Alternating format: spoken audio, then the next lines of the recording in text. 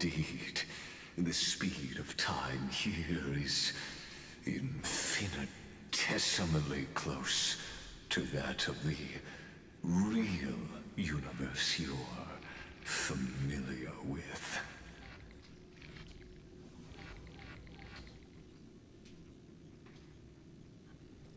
The answer concerning the prime mover of life and the total destruction of the erudition.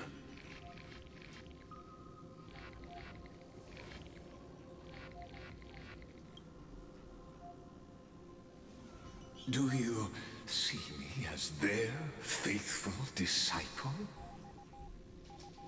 I am certainly not. I have tried so hard to ensure Iron Tomb's birth, just so that I can correct the error named erudition that humanity crafted with their own hands.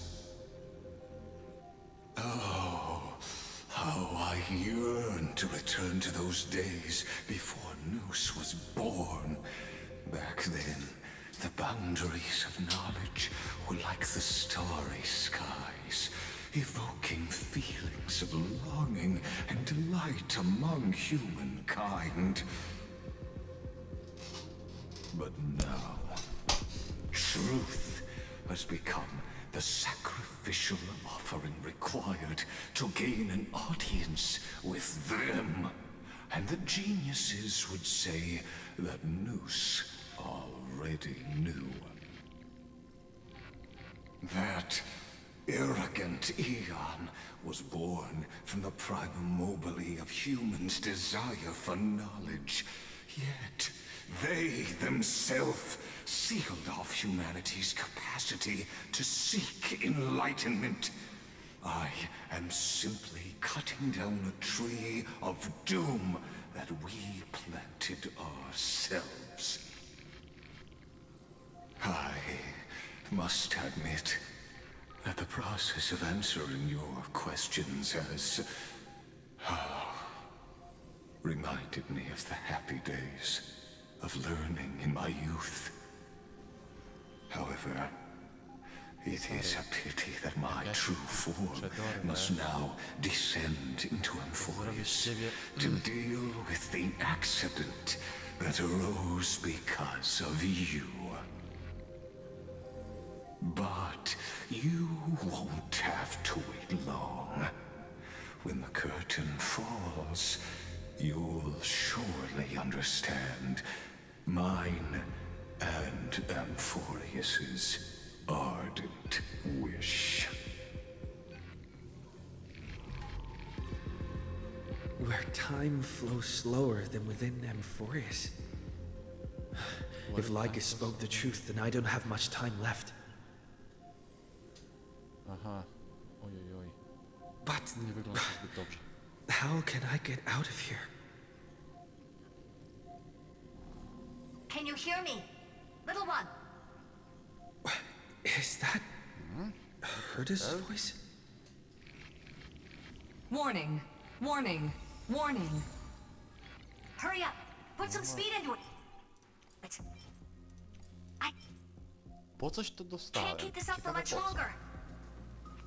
Mateusz Mont. Wow. Te achievementy są coraz bardziej That old detaliczne. Intellitron overlooked one little detail. And Screwy and I finally found an opportunity.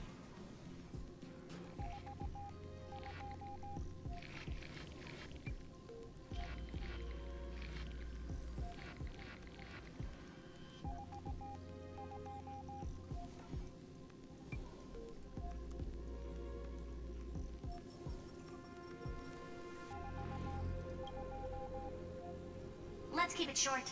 While you were gone, well, in those few years, Amphorius... Zaraz.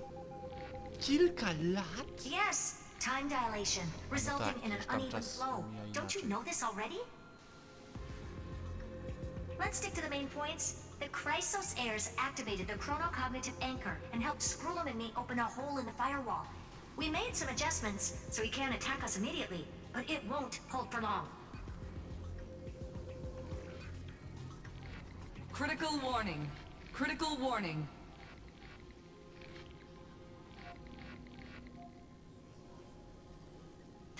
Time is running out.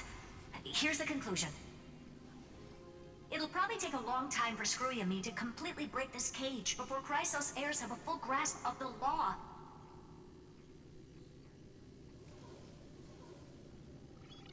To be safe, we'll continue to launch side-channel attacks on the system to give you opportunities to escape. You need to seize these opportunities. So start moving, and find a way to pull off a magnificent jailbreak.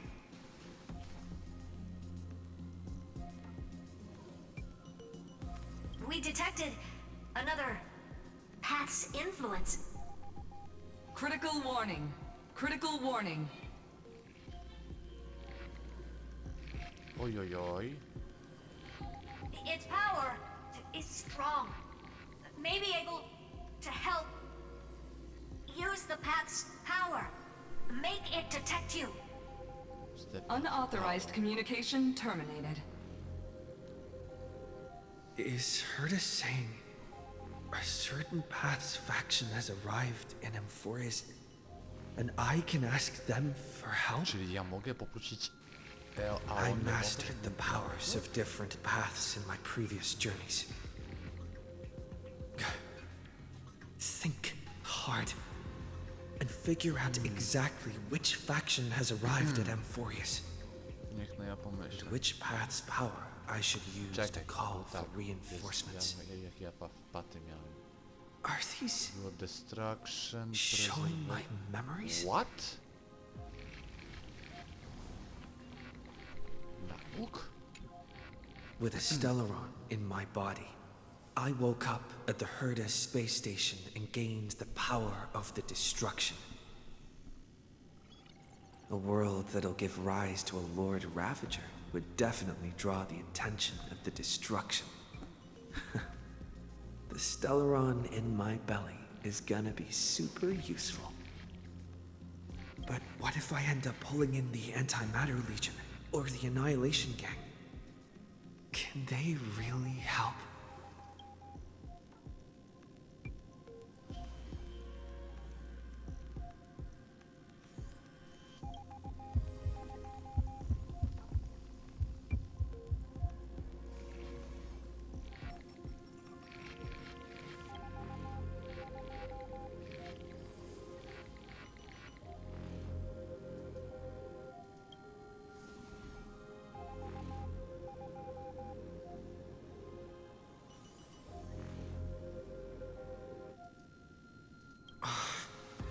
Failure is not necessarily a bad thing. This power wasn't gonna call up anyone nice after all. I obtained the flaming lance left by the architects and gained the power of the preservation in Belobog. Wow, to były piękne czasy, kiedy jeszcze zaczynałem That's grać. right. No matter how far away a planet is, the IPC is guaranteed to pay attention as long as there's a business opportunity.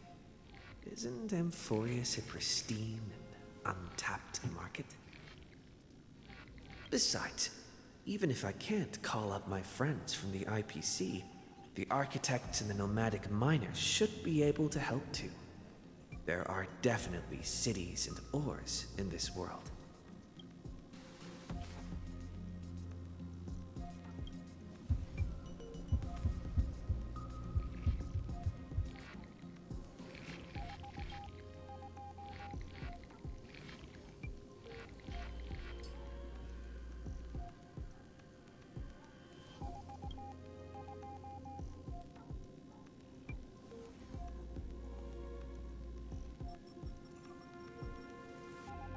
Seems like since Amphorius has no overseas market, the IPC's hand can't reach it. I received the Watchmaker's hat in Penacony and declared war against the Order. And then gained the power of the harmony. That's right. The benevolent family must still remember me for saving them. Their music echoes throughout the stars, and they'll definitely want to help. Come, dear hat. I've put you aside for quite a few chapters already. Sing with Clocky.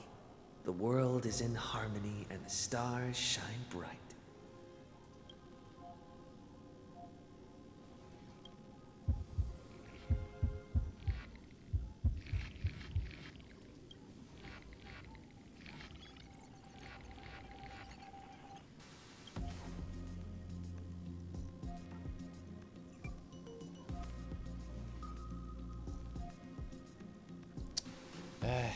Doesn't Lycus want this story to have background music? He has such terrible taste.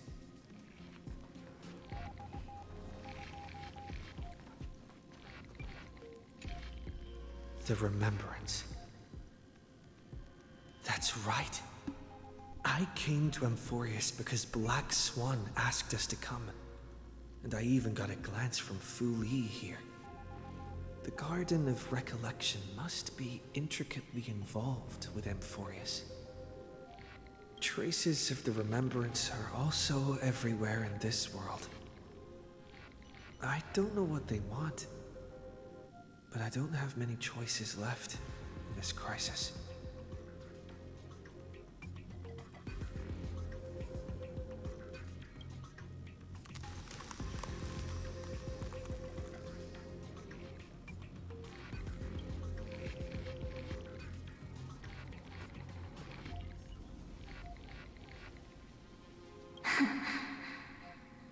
Co to jest? I finally found you. Following the sound of memories. A pathstrider walking both the Remembrance and the Trailblazer. To... Aha.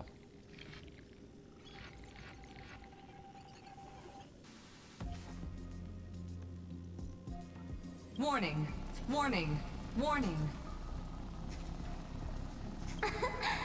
Erudition's prison cannot stop us, for we lie outside the logic of zeros and ones. Come, leave the cage of Logos. The mythos of Amphorius waits for you to continue its story.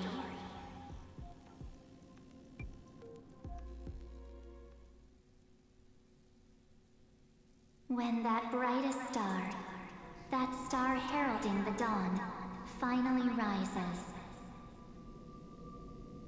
A boat, so used to drifting, at long last enters an island's safe embrace. Oh, Pathstrider, we have helped you break free. Hurry and set off. The Child of Remembrance awaits you. March 7. March? What's she doing here? What in the name of the Lord is that? Oh, you're finally here! We haven't seen each other for such a long, long time. My good buddy, I've really, really missed you.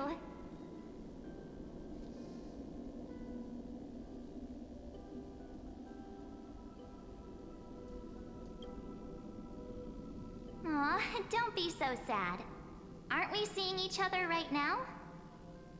It's been so boring waiting for you in this place. There's no one to chat with, no internet, and not even anything to eat or drink. It's basically a prison. Now the great hero is finally here to save me. Yippee! You must have seen a lot in Amphorius during this time, right? You gotta tell me all about it.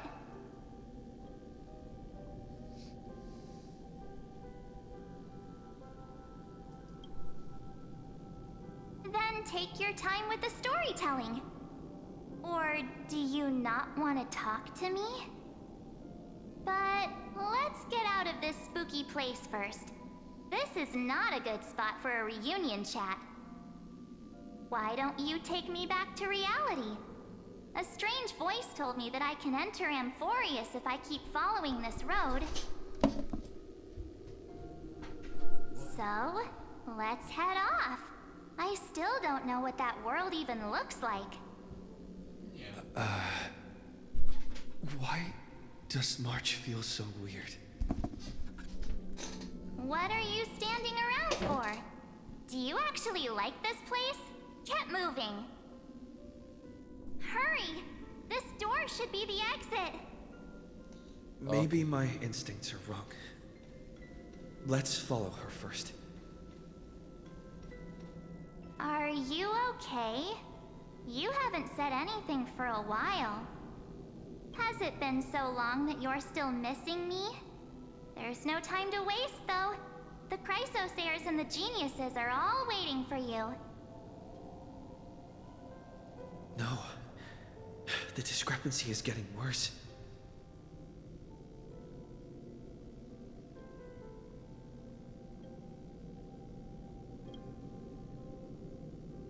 Huh? Isn't Amphorius the world of the Chrysosayers and their hero's journey? I could figure that out in an instant. But Amphorius cannot be observed from the outside. She couldn't possibly know about these things. Unless Dan Heng told her.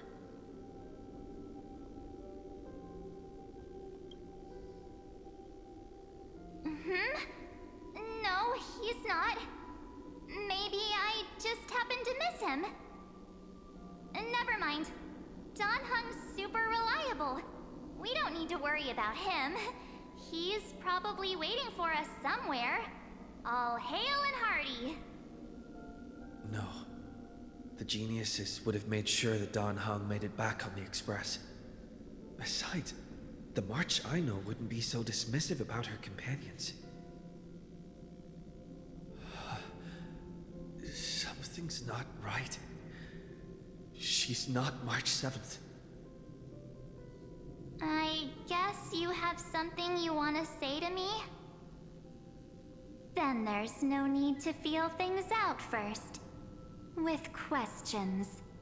Let's treasure the time we have together and be frank.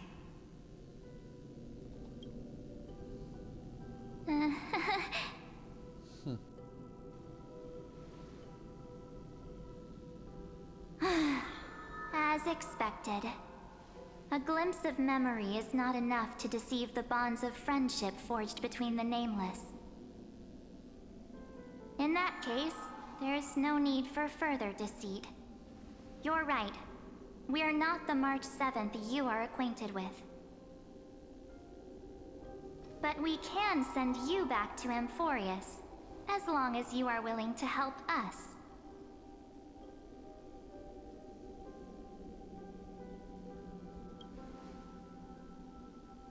She's fine. This form was simply borrowed from your memories. We'll introduce ourselves to gain your trust. We are the Garden of Recollection. You should be very familiar with that name by now. Just as a reminder, while you hesitate, time is quickly ticking away in Amphorius. Working with us is the best way to stop the enemy of erudition. Erudition would treat any results unrelated to the experiment as garbage and throw them out. But we don't work like that. The Remembrance treats all these instances as important materials needed to weave the universe. Besides, this would be child's play for a great hero like you. It won't be hard at all. Also, if your plan fails and the big bad Iron Tomb manages to get out, then the whole cosmos will be in danger. Wow, to mnie pocieszyłaś teraz, wiesz? Wouldn't it be better to have an additional failsafe? As long as you help the Garden retrieve what we want, even if Iron Tomb reformats everything in the physical plane, we can use Remembrance to reconstruct the entire world. Or should we say, the entire universe? Jakoś mi się nie chce wierzyć, So wiesz? help us. Find where Amphorius's memory began, and bring it out. The Master of Anosrava has already glanced at you. Don't deny it. That storybook is the best evidence. Say, you aren't seriously gonna be moved by their pretty words, are you? I am the one who commanded those little ones to lead you out of the prison. But I didn't expect to attract little gnats trying to take advantage of the situation.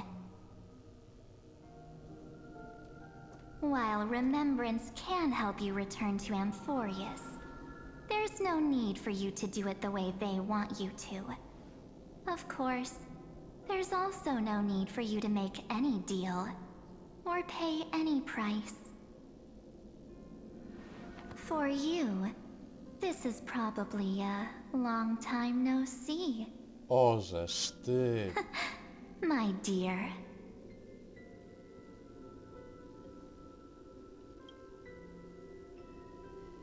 Shh. There's no need to say anything. I know. You have so many questions swirling around in your memories at this moment. And you feel so helpless. Put them aside. For now, all you need to do is trust me. I to jej spojrzenie. Or do you need more proof? That won't be hard. Wait, stop it! They're awake! I'm gonna keep our first photo, alright? That won't come to pass while we're around.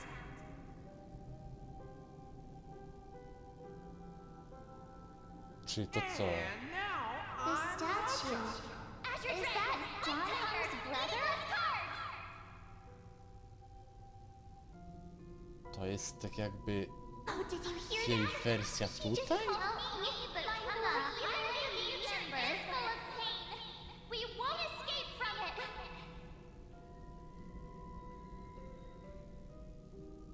Hey, are you sure?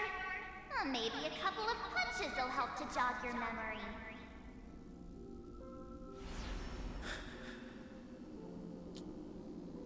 It's as if they all happened just yesterday, right? I don't want to lie to you, which is why I will not use her name. The third month of Amphorius is the month reserved for the Veil of Evernight. So, place me into your memory using the name Evernight for now.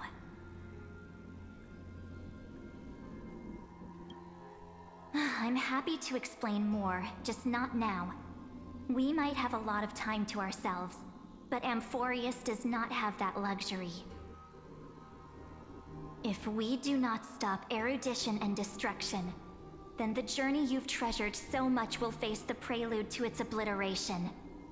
A countdown not in amber eras, but in days, minutes, seconds. So, take this gift. This burning core flame.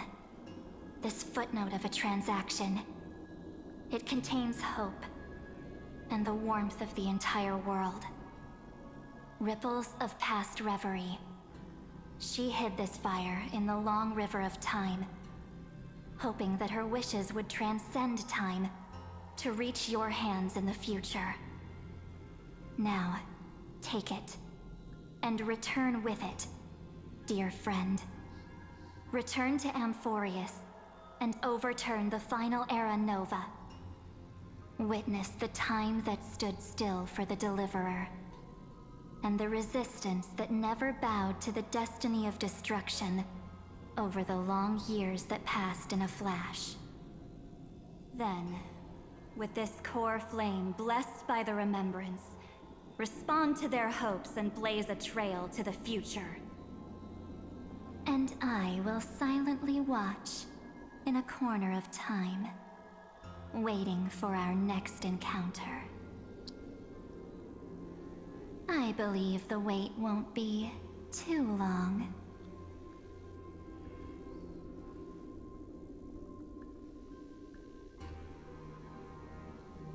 Nie What rozumiem. exactly is O happening? właśnie, ja mam taką samą reakcję. Keep going. Keep trailblazing. For Amphorius. For you. And for the March 7th in your memories. Go forth.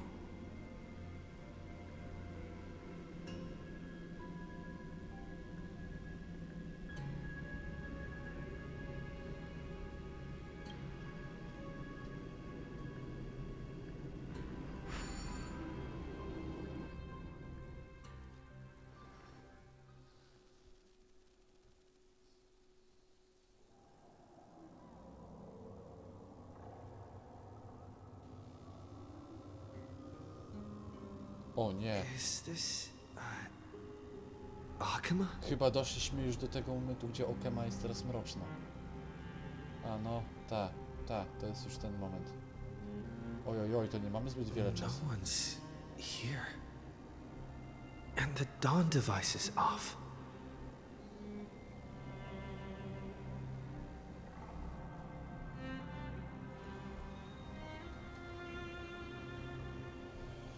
Am I too late? Weź ty nawet tak nie wiem, kurczę.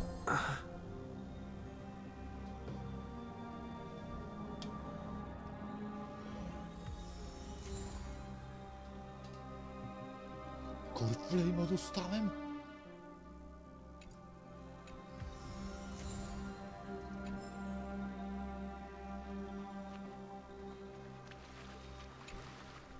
Robi się coraz ciekawiej. Cognitive anchor?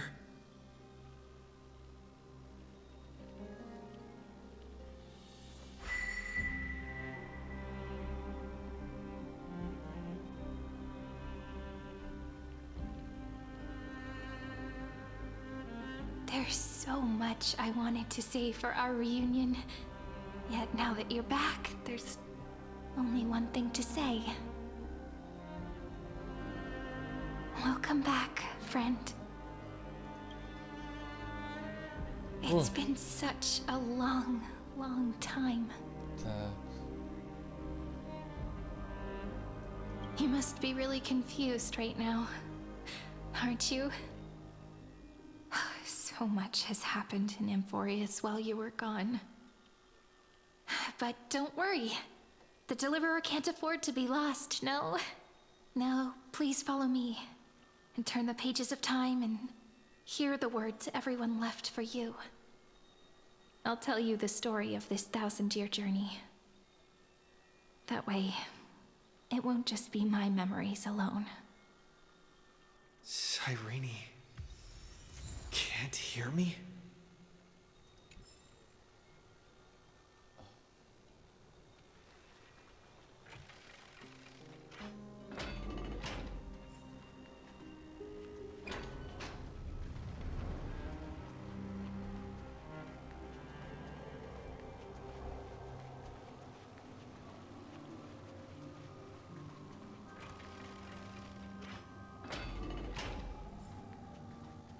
Look, the scenery of the past has resurfaced.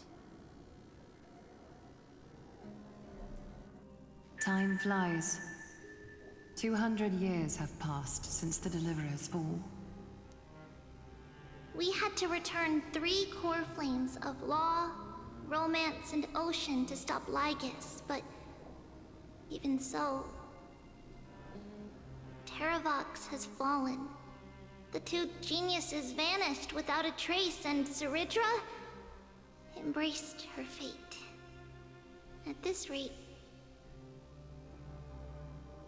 Era Nova will come, and Amphorius will fall into the destruction.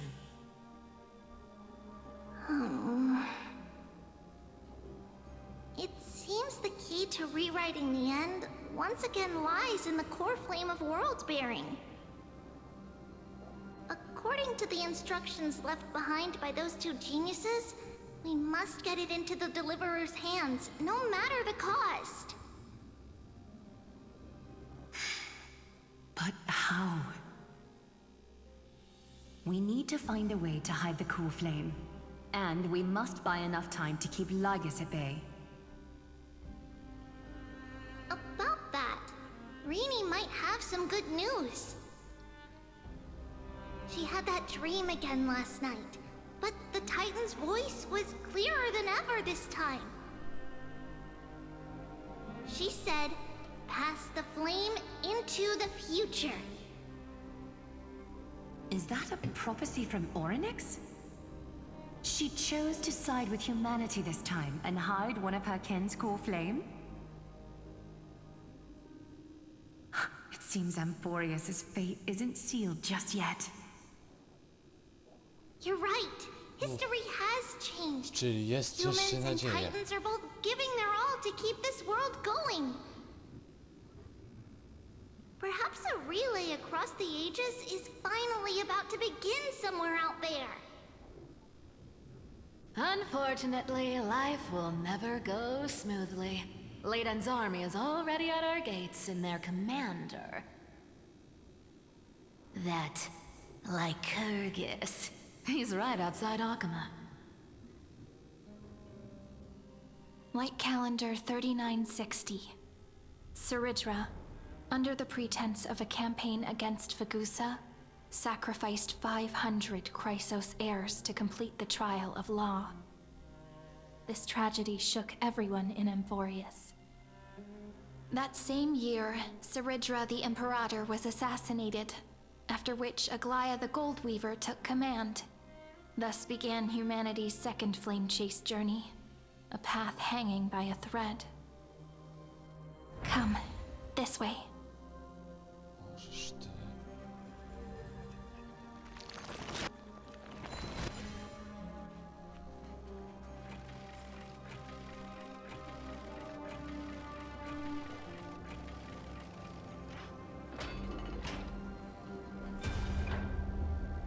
The eternal holy city will put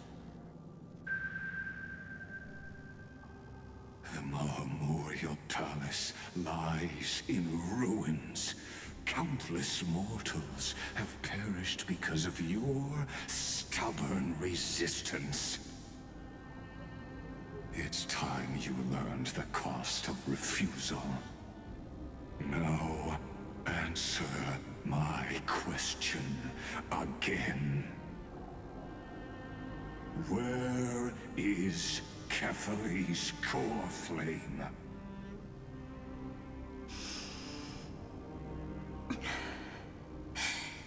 You really think you'll find it by razing the holy city to the ground? From what I see, all you'll get is dust and disappointment. Don't forget, you can't kill the Chrysos heirs mentioned in the prophecy because of law. I have never denied that. Which is why I now place my hope in the faithful citizens of Akama. Perhaps they'll give me what I seek in the echo of your screams. Now then, I'll be cutting open your chests and using your scalding golden blood to baptize the masses. Allow me to apologize in advance. We shall start with you, blind and foolish Lady Goldweaver. Leave this to me, Lady Aglaia. You must get away now.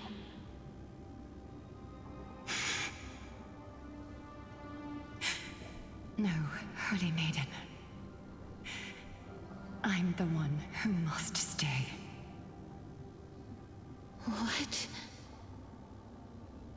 His conspiracy won't succeed. Because Romance is ready to make good on their promise to weave an indestructible armor for Amphorius. Its name is Solidarity. You must escape with your life and carry word of my death to those still fighting then keep going with them. Just as the Imperator lit the torch of resistance with her death, my passing will make this flame everlasting. Take good care of it, guide it to the future, and place it into the hands of our deliverer. 50 years later, Lygus led his forces again to Akama. He charged directly into the Holy City and razed the Marmorial Palace. History would name this battle the Third Siege of Akama. 90,000 brave souls gave their lives for Akama that day, including their fearless leader, Aglaya. Go forth, deliverer.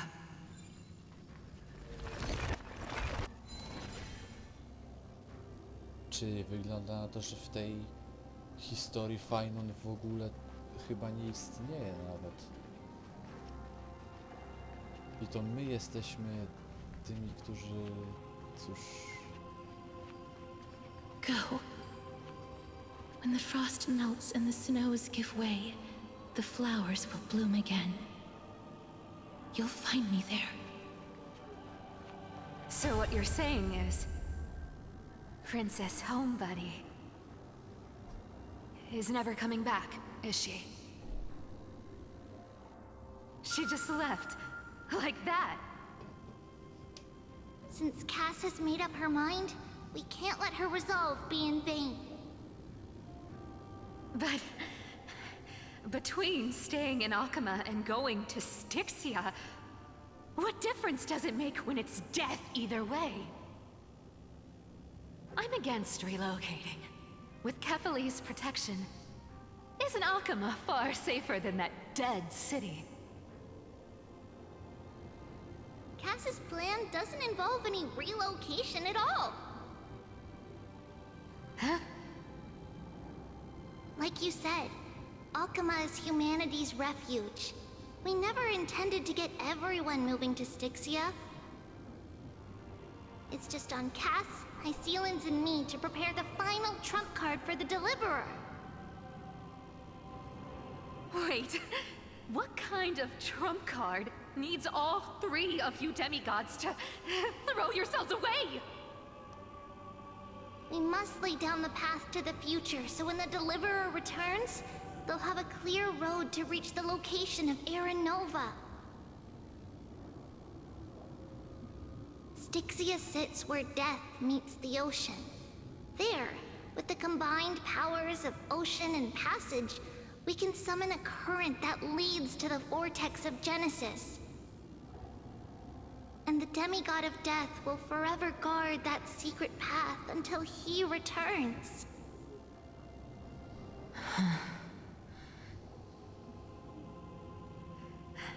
We all know Lygus will set his sights on the vortex of Genesis. That's exactly why we have to do this.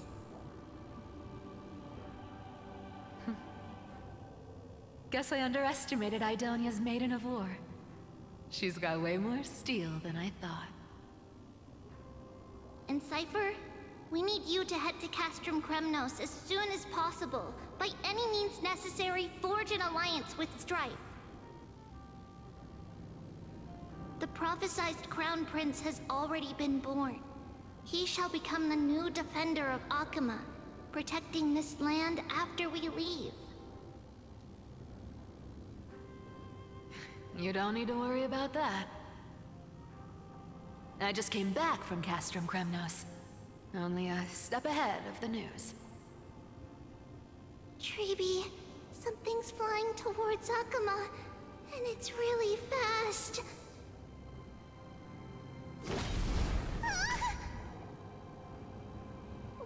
What is it? It's a spear! It's the Kremnoans. Their king's already here. With the protection of the demigods Trebios and Cyphera, Akama endured wave after wave of warfare, though just barely. Castorus chose Styxia as the last resort, and completed the trial of death, causing the stagnant waters in the River of Souls to recede. Soon after, Trebios departed on a long journey. That same year, the Kremnoan king Euripon, along with his son, Prince Midamos, joined the Alliance to safeguard the Holy City in the Battle of Deliverance.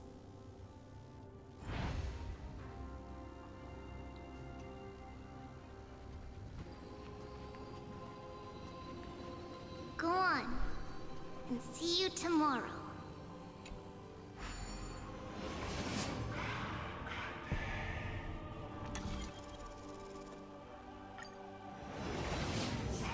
Breaking me apart buys this world even one more second.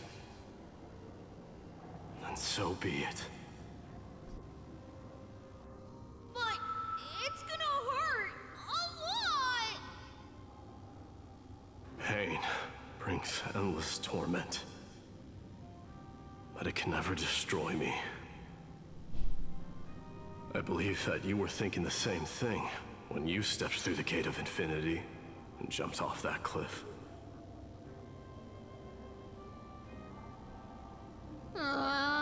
Can't argue with that. In the current situation, this is the only path Akama has left. Just do as I say. Split my soul into 5 pieces. Forge me an immortal vessel. Let the blade of strife hang forever overhead. Locked in battle with their enemies to the world's bitter end.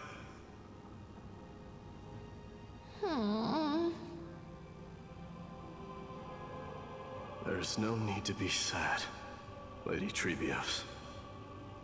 Haven't we already taken great strides towards that promise tomorrow?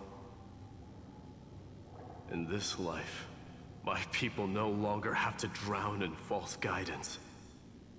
Kremnos has washed the blood off its fate. Emphorius no longer needs a god named Strife.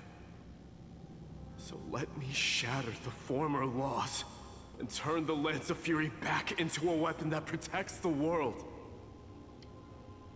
We understand. By the way, can you do me another favor? The 7 sages from Grove of Epiphany are already en route. They'll arrive in waves to join the Resistance in a couple of days. Among them is a scholar named Anaxagoras. He has extraordinary insight and fears no sacrifice. This soul-rending ceremony wasn't just my decision. It was his counsel.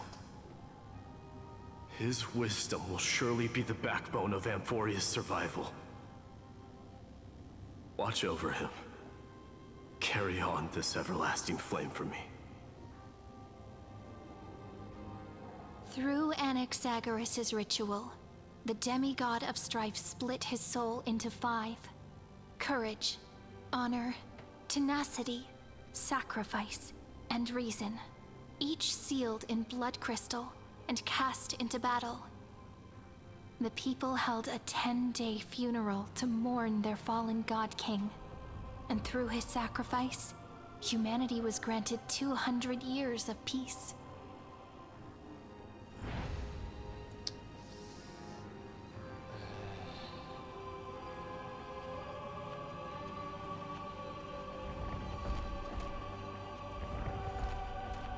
Keep moving forward.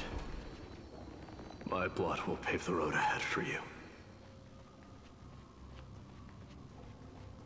Keep moving forward, little Gray. See you tomorrow.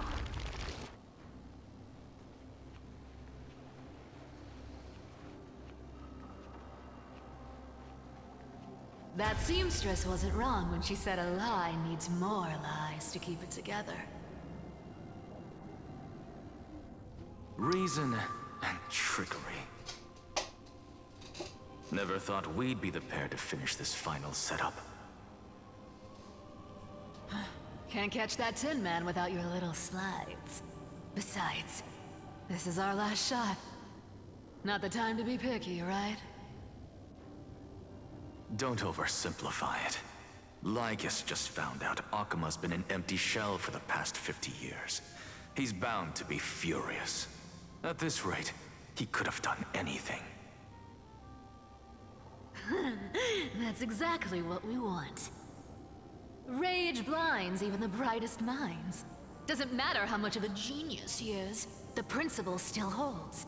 Once he storms into the council and confronts me head-on, you trigger your alchemy with a boom and turn him into a caged beast. Easier said than done. You still have to pass yourself off as the deliverer without anyone catching on. And you really think a human alchemical array can bind a godlike being? That's just nonsense. What? Getting cold feet? Or you just don't believe in the almighty worth of the demigod of trickery? Just tell me straight. Can you do it or not?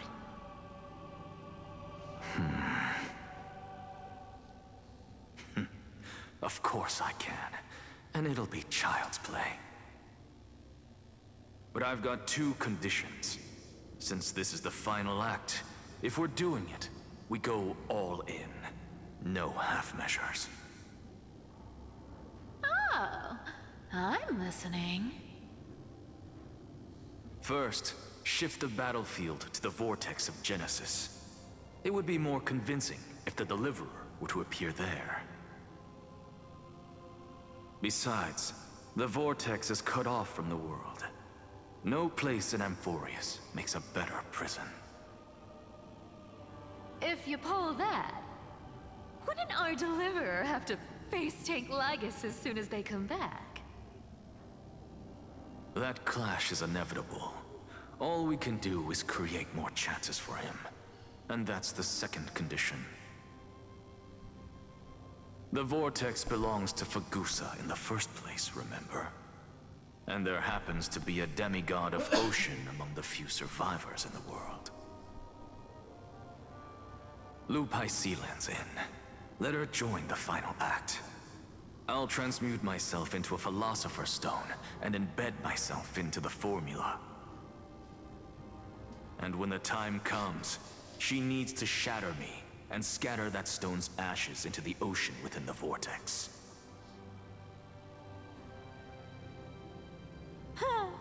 I guess people weren't wrong when they said you're insane, Grove Boy.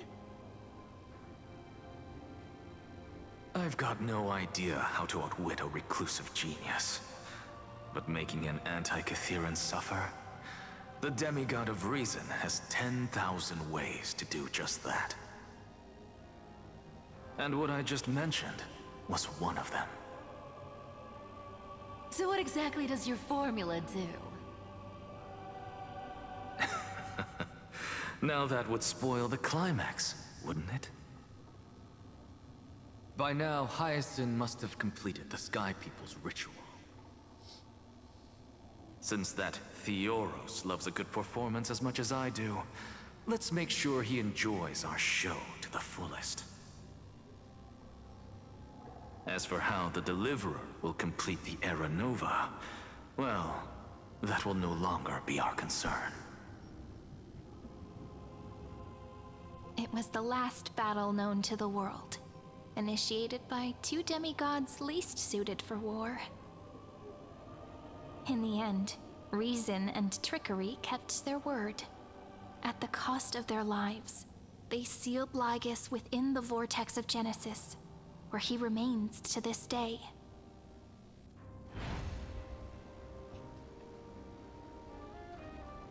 Go forth. Finish the greatness left undone. Quit overthinking! Just run! Keep running, and that'll be enough.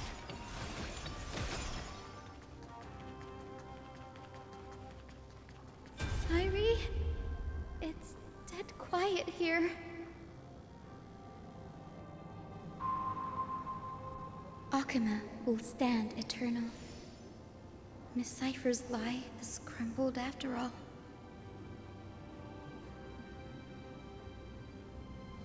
But it's all right, because all of us have fulfilled our purpose by now.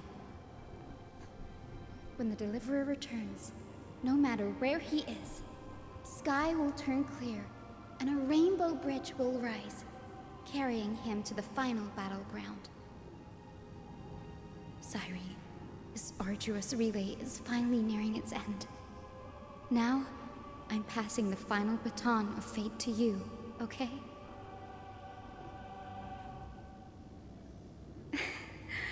No, that's not quite right. After all, it was you and him who lit the first spark of this journey, wasn't it?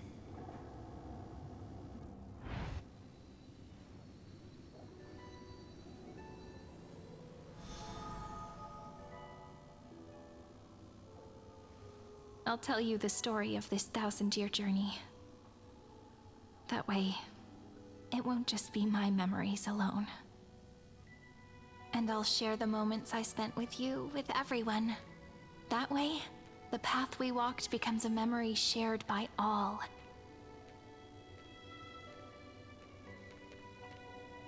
People will know that there's nothing left to chase. Amphorius has already welcomed the dawn foretold in prophecy. Just like I said, this won't be harder than the last time, right?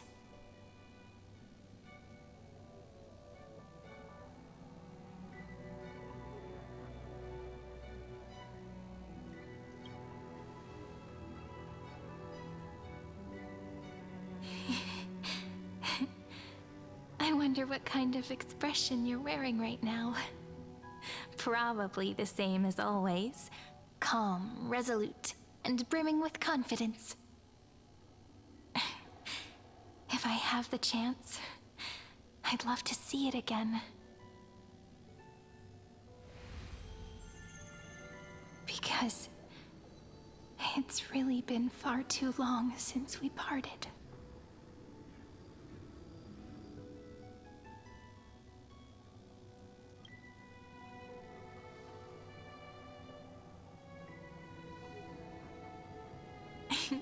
Someone as sharp as you must have realized by now that this isn't reality, but a maze of time. As the last link in the relay, I will return to the Temple of the Three Fates, tell Orynyx all of our stories, and bottle every page we've written into the little flask of memories. And then, may it set sail in peace, drift down the river of time along with the core flame of world-bearing, reach your side, and lead you back to Amphorius. Just like the first time we met, right? Even though this cycle has no demigod of time, time has always stood on humanity's side. This is the only way to make sure that the Era Nova won't happen before you return. And the only way I can safely entrust the completed final flame chase journey to the Deliverer's heart. After all, the new world will be born from your memories, and the protagonist of this story mustn't be absent.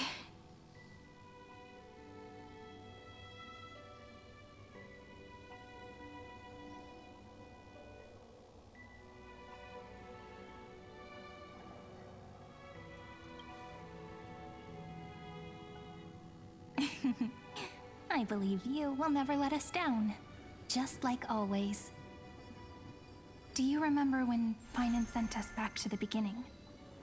When you and I got separated? But in the end, I returned to you, carrying all that we've been through. That's what memory is. It may wear down and fade in the river of time, but it never truly leaves. When that hidden corner of the heart is stirred, the past returns even more beautiful than before. So don't worry. Let the 33,550,337th Flame Chase journey become part of you too. I've gotten a lot better at it with the experience from the last time. Next, you will head to Styxia and find the Vortex's entrance guarded by the demigod of ocean before charging toward the final battlefield.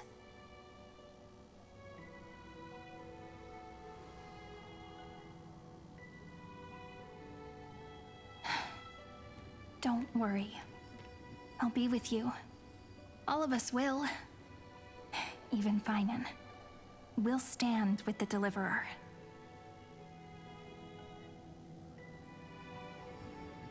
So say a short goodbye, then set off, just like we promised at the start.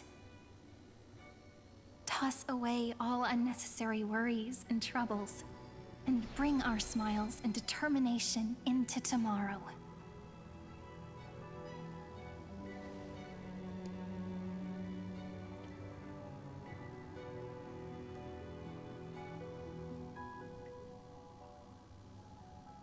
The last baton. I wonder how long you'll have to wait before passing it on to him. No matter how long it takes, it's okay. Waiting is what I do best. After all, it took 33 million cycles for him to arrive in our world. What's a few moments more?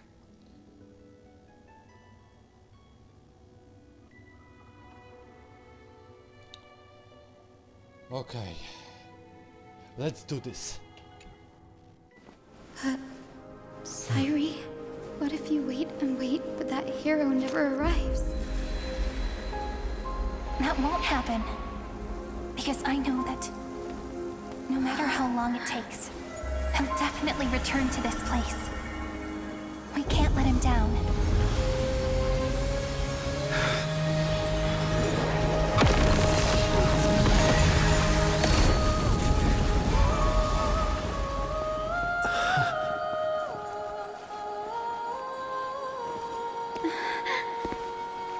Sky shall rain rays of dawn for you. May romance be with you on your journey. And reason grant you enlightenment. Let strife bestow you with inspiration. Trickery ensure your success. Allow death to protect your soul.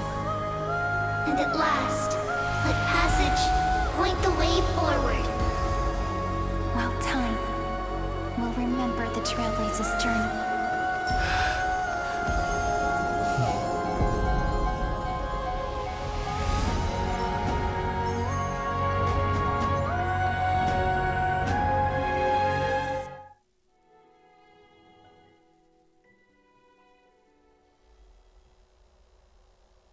Is this Styxia? What happened to this place? I need to find the entrance to the vortex, guarded by the demigod of ocean. High Sealance. Is she still there? Long time no see, Trailblazer. Znowu ty. Generation after generation of Chrysos' heir heroes have tried to defy fate with their blood and tears, either voluntarily shattering their souls or waiting in eternal solitude. But alas, fate can never be defeated. Reason and trickery may bind my flesh, but my will shall never fall silent. So the demigod of ocean, the Dux Gladiorum, High Sealance, sought to bring me into a fantasia with her voice and drown a genius in slumber. But alas, it was all a hopeless dream. That warden fell before I did, due to erosion of time, while her prisoner remained unchanged.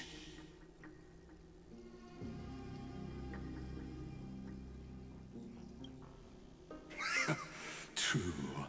I can't leave this place, but what of it? You should have heard of this fable. In a shadowed cave lived a people, imprisoned from childhood, and chained so that their legs and necks are fixed, forcing them not to look around at the cave, each other, or themselves. Behind them is a fire, and before them loomed the stone wall of the cave.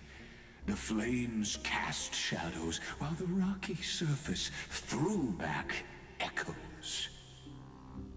To them, that false play is the whole world.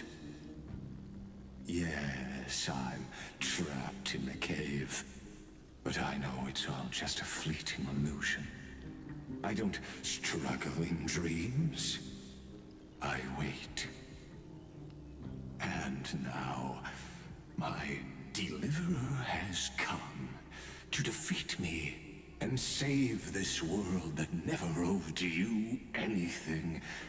Oh, you'll need to awaken the singer here and unseal the prison called Vortex of Genesis. You'll be the one to unshackle me and bring the cave crashing down. Of course, I don't mind waiting a little longer. Let me guide you through this next illusion. One last memory from that prison warden. I hope you'll watch the stories of this fantasia closely. Logically, the deliverer must see the world for what it truly is. Emotionally, this memory captures the fate of everyone in Emphorius better than anything else. Only by feeling it for yourself can you understand my point of view. The meaning of destruction.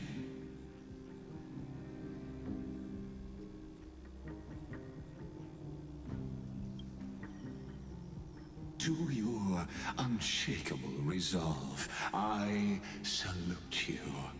But before we step onto the final stage, let me ask you this.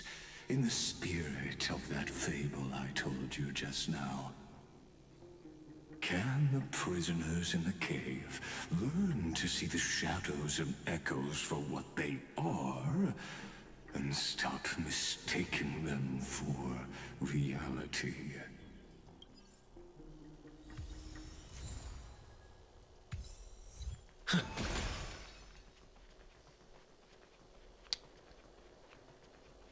Look, the fire projects the face from the memories. An actress upon the stage of this play.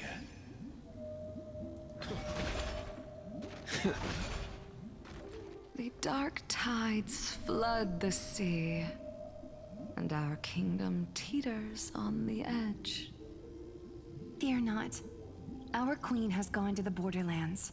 She'll quell this calamity herself. This is the scene when the Chrysos heir of Ocean was born. She was once of a Titan-kin race named Sea Sirens.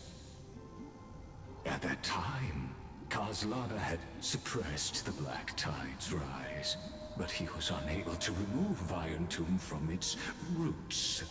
The Black Tide still roiled in the depths of the world.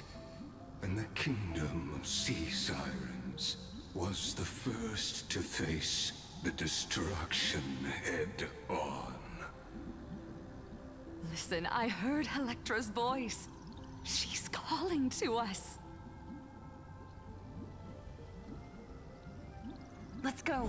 Her voice carries the queen's command.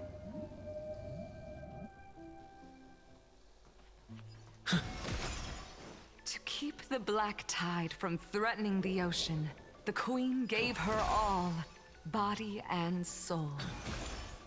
Born of the queen's chalice, she bore the deepest blessings. Jest ich hajstens. My sisters! You're finally here! Of course, Electra. Your beautiful melody drew us here. Her true name is Electra. This is a reflection of her former self, clinging to the past with aching defiance. The Queen summons us. She must be near exhaustion. The black tide will soon enter our borders. Then what do we do? Will our seas fall to darkness and terror as well? Don't worry. We shall lift the chalice in her stead to catch the black tide, and stand together to safeguard our realm and its people. Such tiny titankins, thinking they can stop the tide of truth.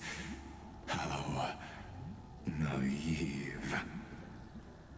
And that naivete is the root of all suffering.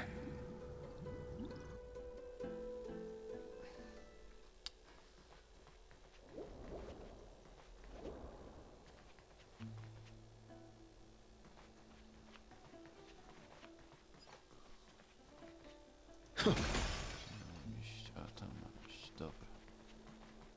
Schodzimy. The Queen's palace lies just ahead. Even her once graceful form is now tainted and drowned in dirty mire.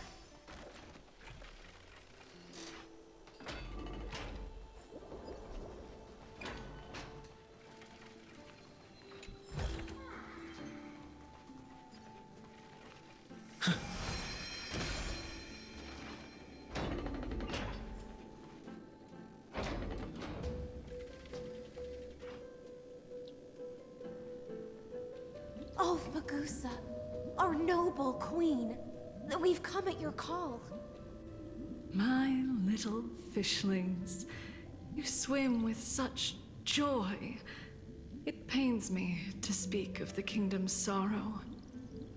I once believed I could drink the black tide dry, but even the deepest chalice must one day overflow, and I can hold no more of this filth.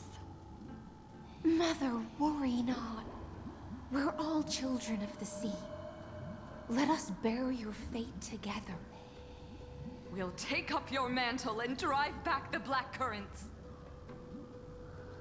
We'll mend your sacred chalice and take in the cursed filth. My little fishlings, when the spear of strife falls, you may retreat in peace. I promise you, on the surface, the city-states will hold a feast without end in your honor. This is the last gift I can give you.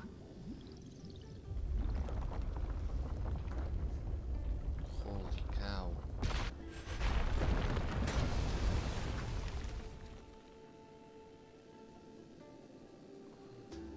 Fagusa sank into the abyss. With the chalice shattered, their intoxication spilled into the black tide, birthing the first madness in Amphorius. Sea sirens followed one after another, hunting for the Titan's fragments, until their flesh decayed and their bones crumbled, all for the promised final feast. Keep watching, but tread carefully, for the stage ahead is crumbling with age, just like her shattered fate.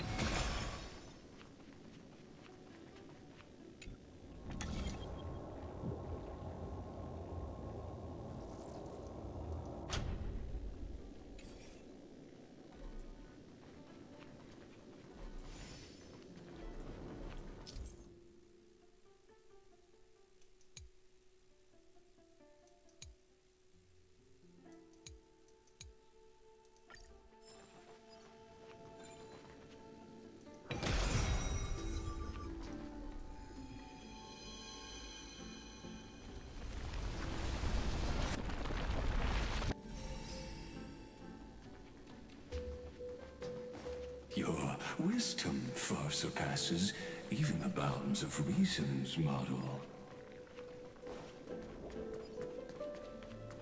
Can't get through. Looks like I'll need the miracle orb nearby.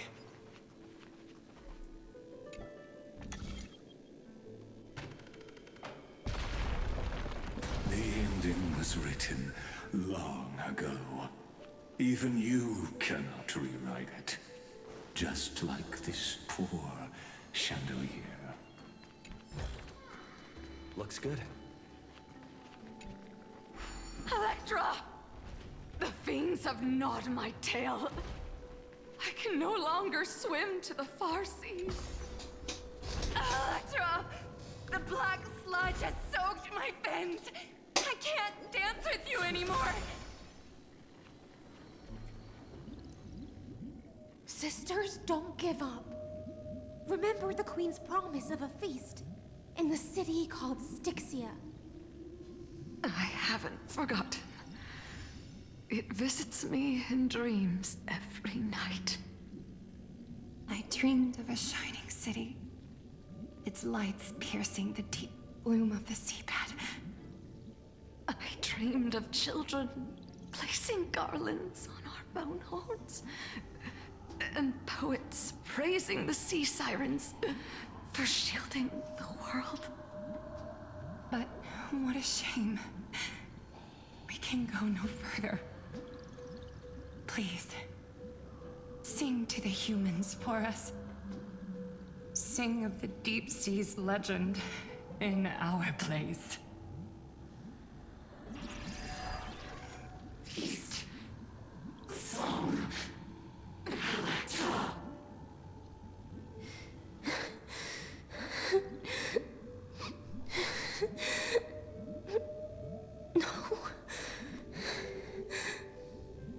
The sea sirens were tainted by the destruction. Their flesh rotted away. They became the black tide creatures of this cycle. Farewell, sisters. I'll finish this last task, then return to prepare your feast. And so, only one sea siren remained among the sea floor. High Sealands, swimming alone through the seas, burying her kin, and searching for the fragments of the chalice of plenty. Though most of that journey was in vain, why not use the power of time to leap ahead toward the journey's end? To reach the spirit basin, I'll need to call upon the power of the chrono vessel.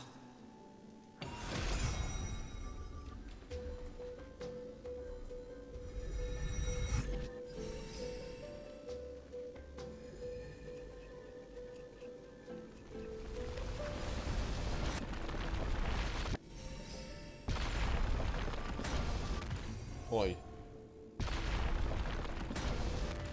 Aha, dobra.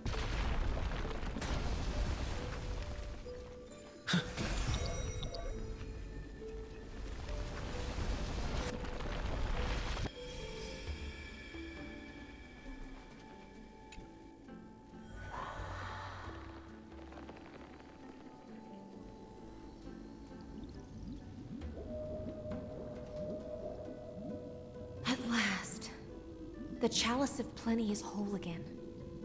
The Lance of Fury emerges from the River of Souls, and the gods reclaim their duty to hold back the Black Tide.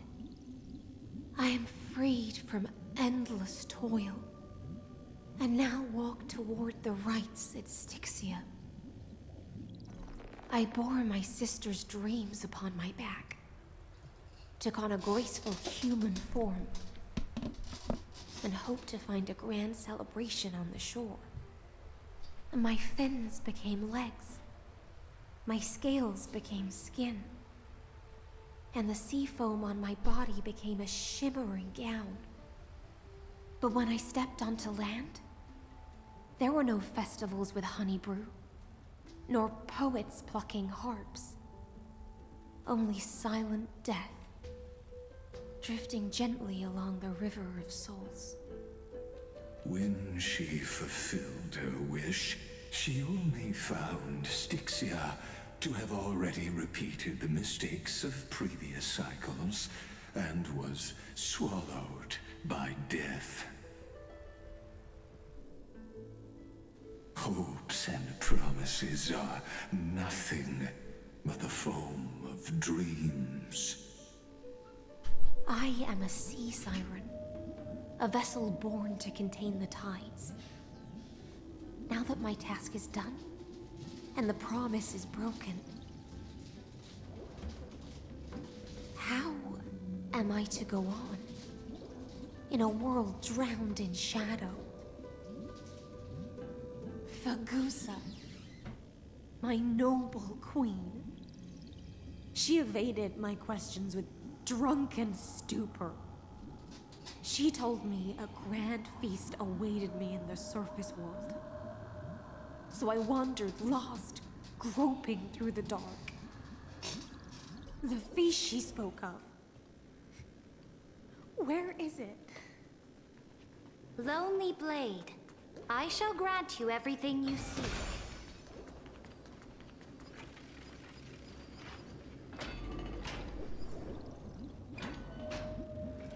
After wandering the surface for ages, the lost sea siren met her future conspirator.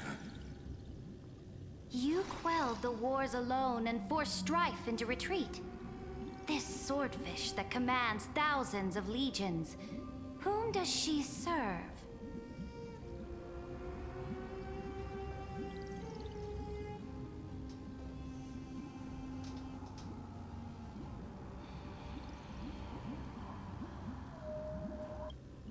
Yes, Ceridra, long before she became the Imperator, was already burning with ambition.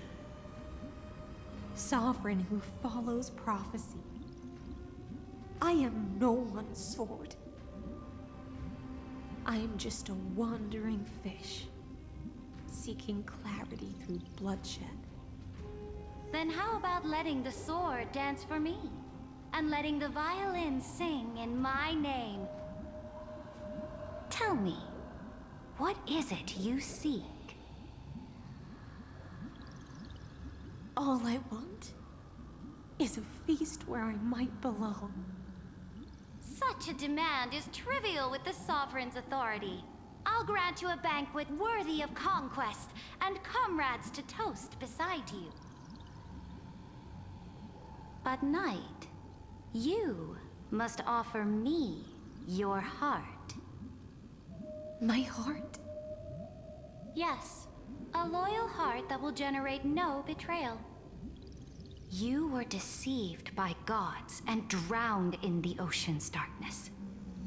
But now, I will lead you forward and be your light. So be it, noble monarch. The law you proclaim shall govern my every breath. So be it, noble monarch. I am simply becoming someone else's vessel once again, and accepting a duty given to me. And thus, in her hollow drift, she finally found a new purpose, like sunlight piercing the deepest trench.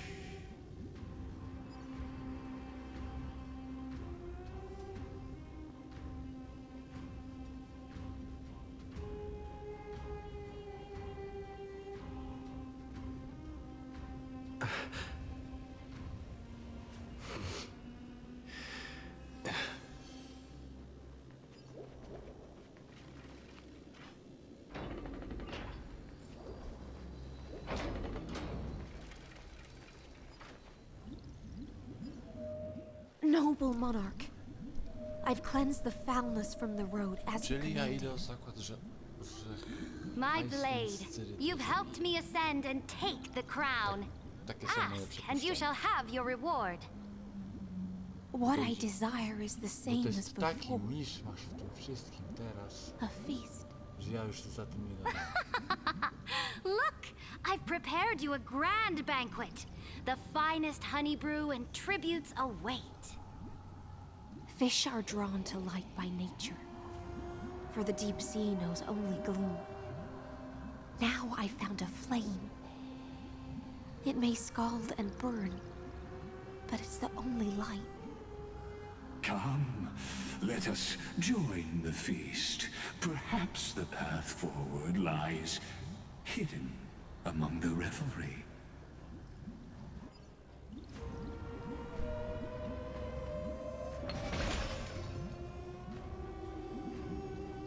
Have you heard that the Imperator's about to begin a new campaign? My faithful subjects, tonight's feast is not just for the past. It's a toast to the future! Born from our golden blood is an unstoppable colossus.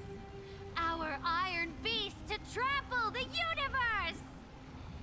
Great monarch. I've heard the universe teems with great threats. Can we truly remain invincible? Fear not. Before the troops of the destruction, such rabble is no more than cosmic dust. Surely there's a planet draped in oceans out there in the stars. Once I claim it, it shall be yours to rule. And to the rest, your triumphs will not go unrewarded. I promise you a new age, free of fear. Now, raise your cups to our conquest among the Sea of Stars! Sea of Stars! Sea of Stars! Conquest among the Sea of Stars. What a grand vision. Yet, to the Siren Knight, only feasts still stir her heart. Come now, join me. Witness the end of this futile dream. Where's the way out of this illusion? Come quick! Let's celebrate together! I've saved the finest brew. Noble knight, you are truly a blazing spark. It is my honor to share this banquet with you. Noble knight, you have earned victory with your blade. And you have every reason to revel in this moment of triumph. Let me pour you a glass of honey brew. Noble knight, with the sovereign now enthroned, this triumph is yours as much as hers. Let me raise a toast to you. Noble knight, your strength is boundless.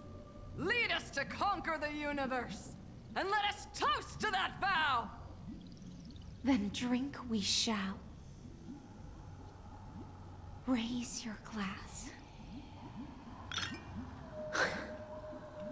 In the deep sea, I never knew what fire was. But when I set foot on land, the first light that I saw was the flames of war, lit with golden blood. It scorched my fins, made me feel pain and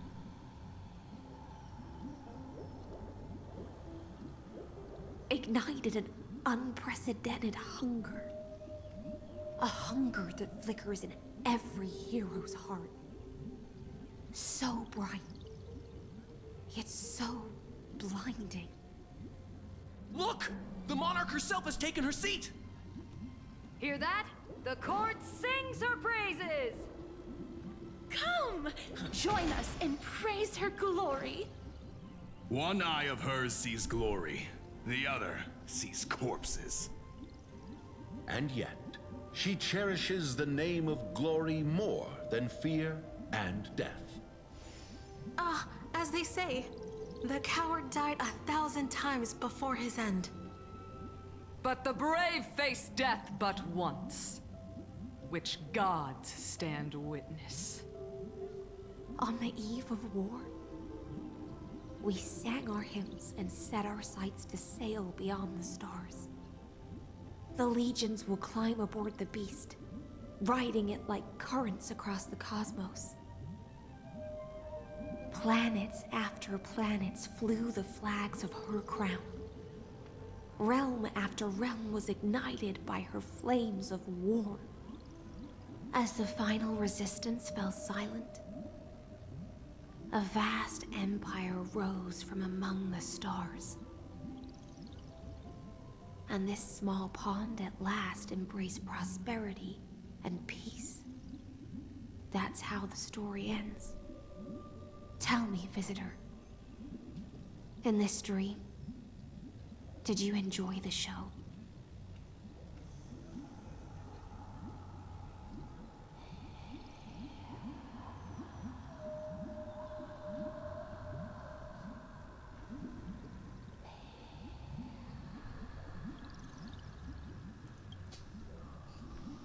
Yes.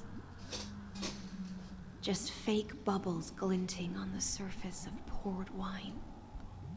It's time for me to wake up from this drunken dream.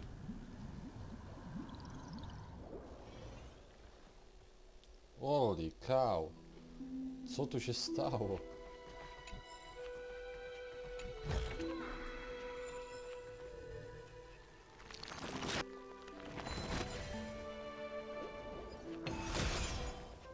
Tu się stała jakaś masakra. Ożeż ty. Ty, dobra.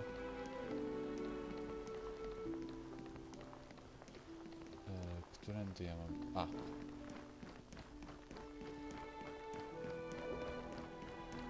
The Imperator is dead! The Imperator is dead! People once cheered for my ascension. And now they cheer for my fall. The cosmos. The battlefield that I cannot reach.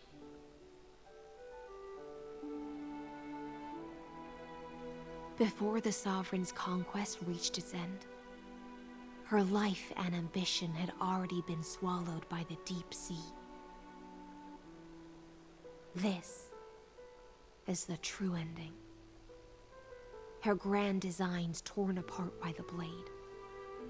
Her regal robes soaked in golden blood. And the one who struck her down?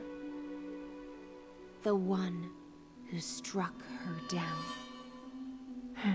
Czyli miałem rację. To Was ona her jest most loyal gladius. I don't need to explain myself. A fish in a pond has no hope against the surge of fate. I wandered the shore, found a flicker of flame, only to snuff it out with my own hand. I don't understand.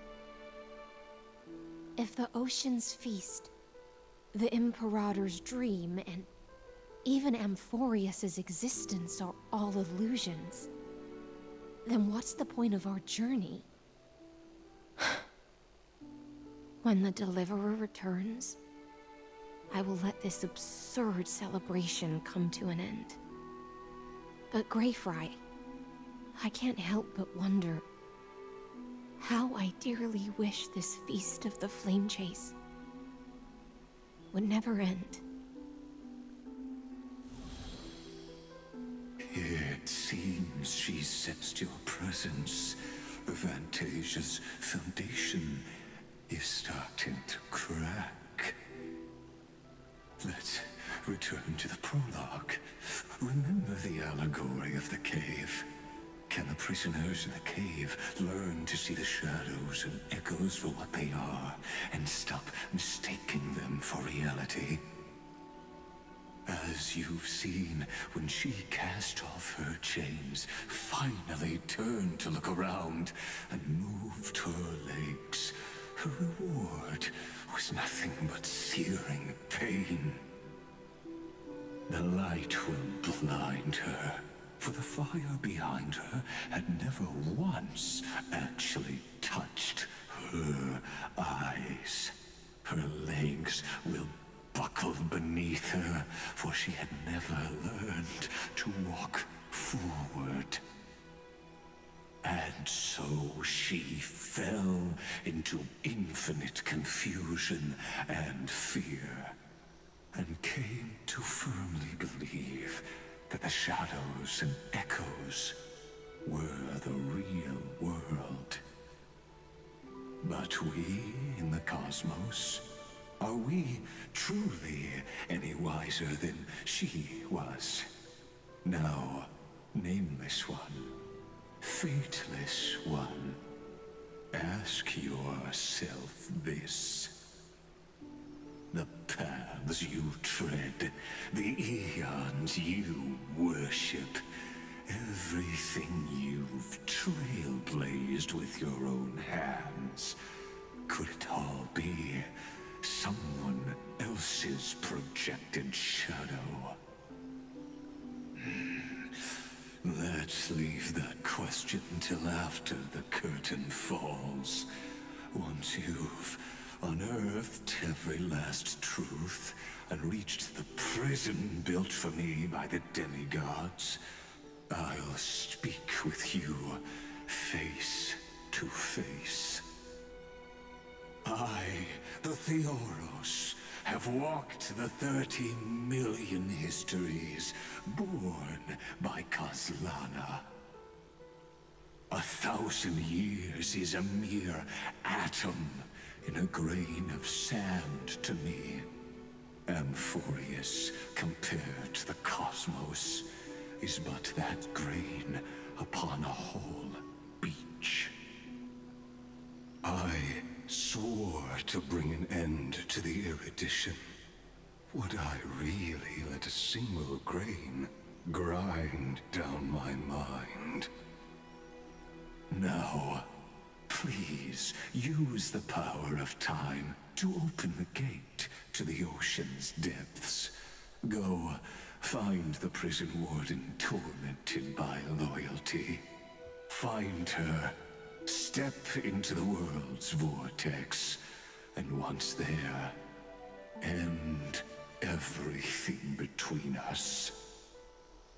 That palace reflects the heart of the demigod of ocean, intoxicated, stagnant.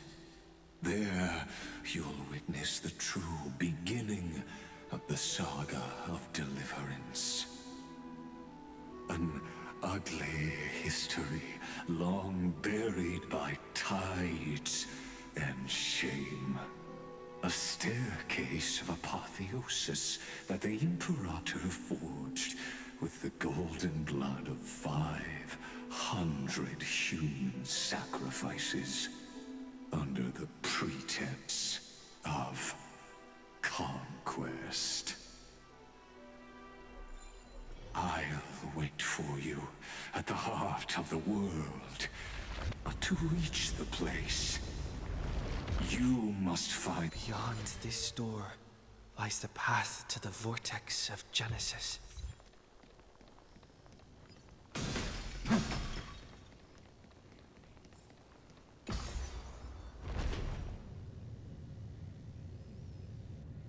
Now step away from this false banquet.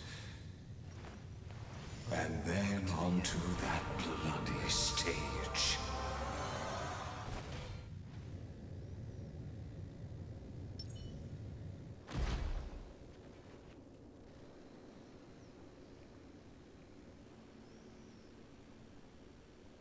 The palace that worshipped the ocean, the sanctuary connected to the vortex, was also once the battlefield of the first flame chase.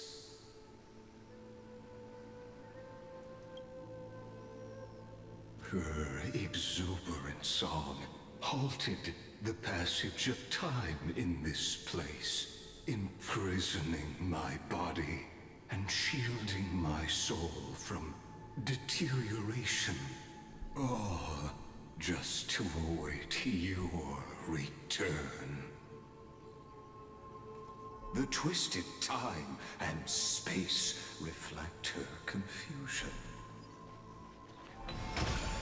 It's the Deliverer! And so, the Imperator's crimes... Stay away from Apollonius! This cup of honey brew. What a sweet aroma. Run, Virginia. Dux Hakalithist! We can't give up here! Love steeped in death. How delicious. Sadly, all you see is a remnant of history. And your interference is just another equally futile echo. Mimi! Mimi! Like that, huh? Get them! Not a bad idea. Mim! I'm still here. Mimi! Trust me. We can do anything!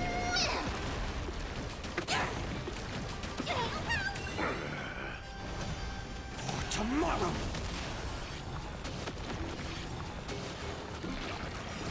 Fury of innumerable core flames consume me. Hail the new dawn!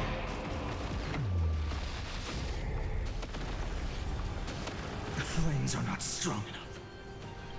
Empty shell. So without substance. Apollonius, look. I chased the enemy away.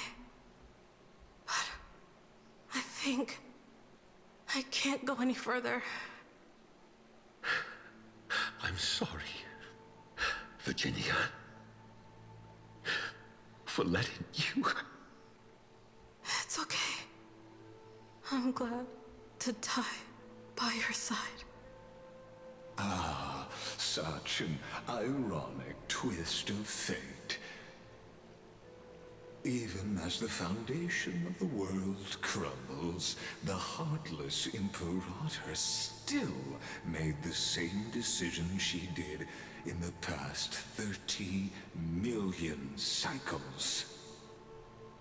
During the first Flame Chase journey, the Flame Chase Legion stormed Styxia. Tens of thousands of sea sirens surged from the River of Souls, crashing toward the heroes like a tidal wave. The hell before you is the recreation of that very battle. Apollonius, look. I chased the enemy away.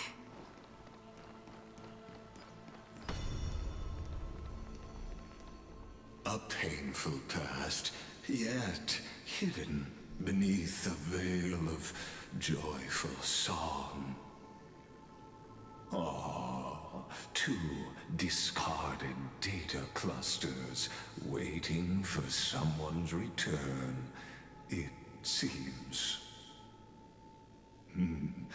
Relive the history, then pass through the temple's waters and come to my side.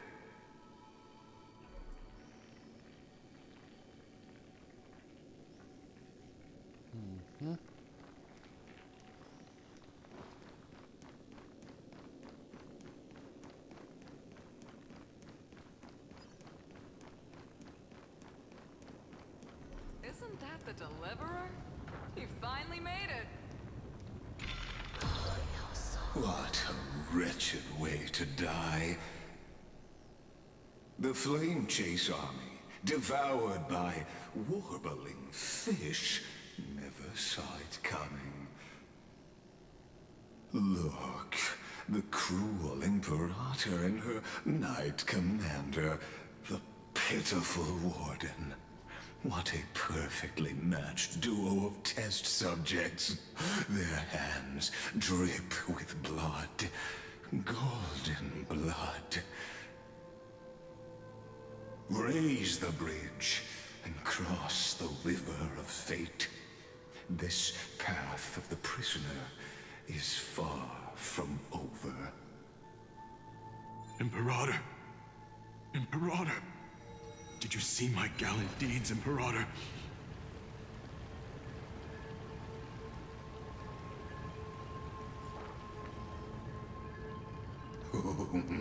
A sovereign and the sword at her side. There are countless counterparts across...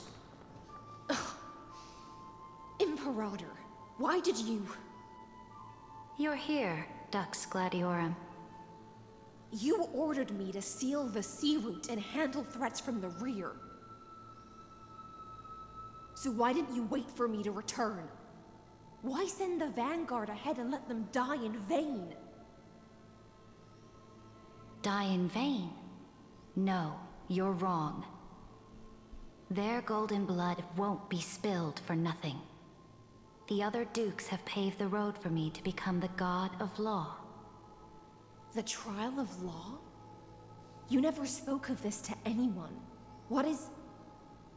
The one who wishes to bear law must purge this world of its curse, and offer the blood of the accursed as sacrifice. I pondered long on what Talantin meant by blood of the accursed. Then, I found the answer. You, I, and every Chrysos heir summoned by the prophecy are the accursed ones.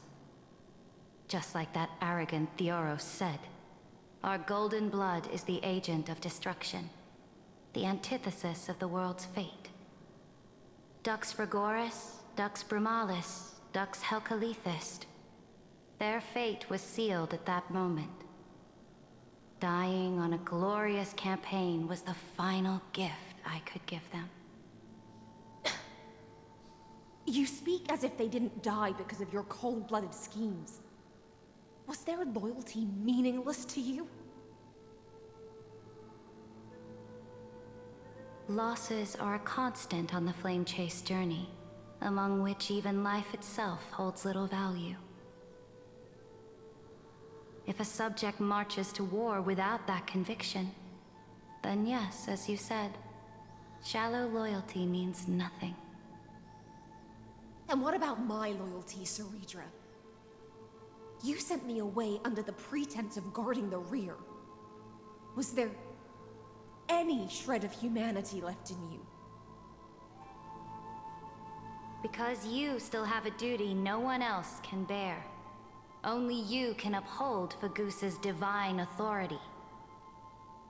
The choice is yours now.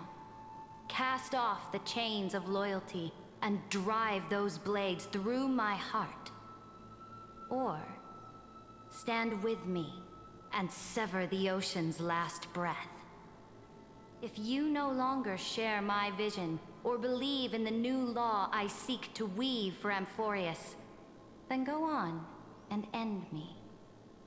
The Imperator of Amphorius may be ruthless and cruel, but never a liar. When I say life itself holds little value, know this. I am ready to sacrifice everything for the ambition to conquer the Sea of Stars. Now you've seen it. The brutal Imperator was willing to spill the blood of 500 heroes to complete the trial of law. As for my poor warden, her suffering had only just begun.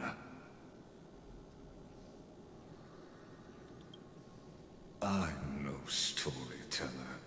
I have no duty nor interest in filling in the history you've missed.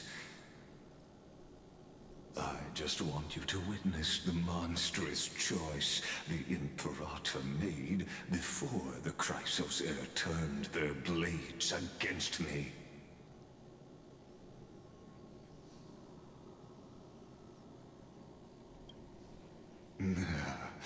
You jest. I gave up on using words to solve conflicts 2,000 years ago. But I won't squander a chance, not even a sliver of one. If there's even a crack in the walls of your conviction, then my victory is already assured. Now that the past is settled, let's turn the page and bring time back to the present. And dive deeper still, until we reach the very bottom of the abyss.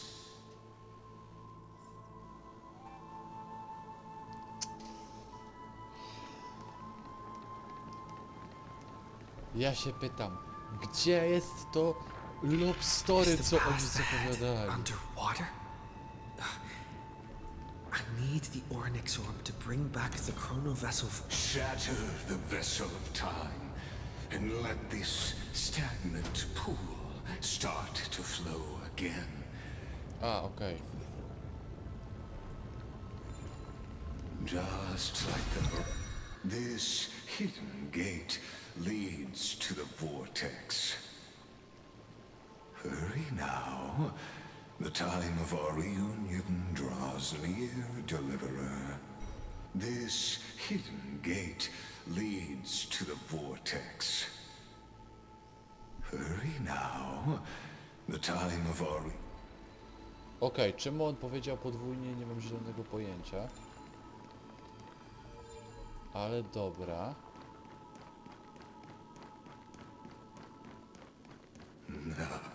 This cruel journey will reach its end at long last. Light up the dawn.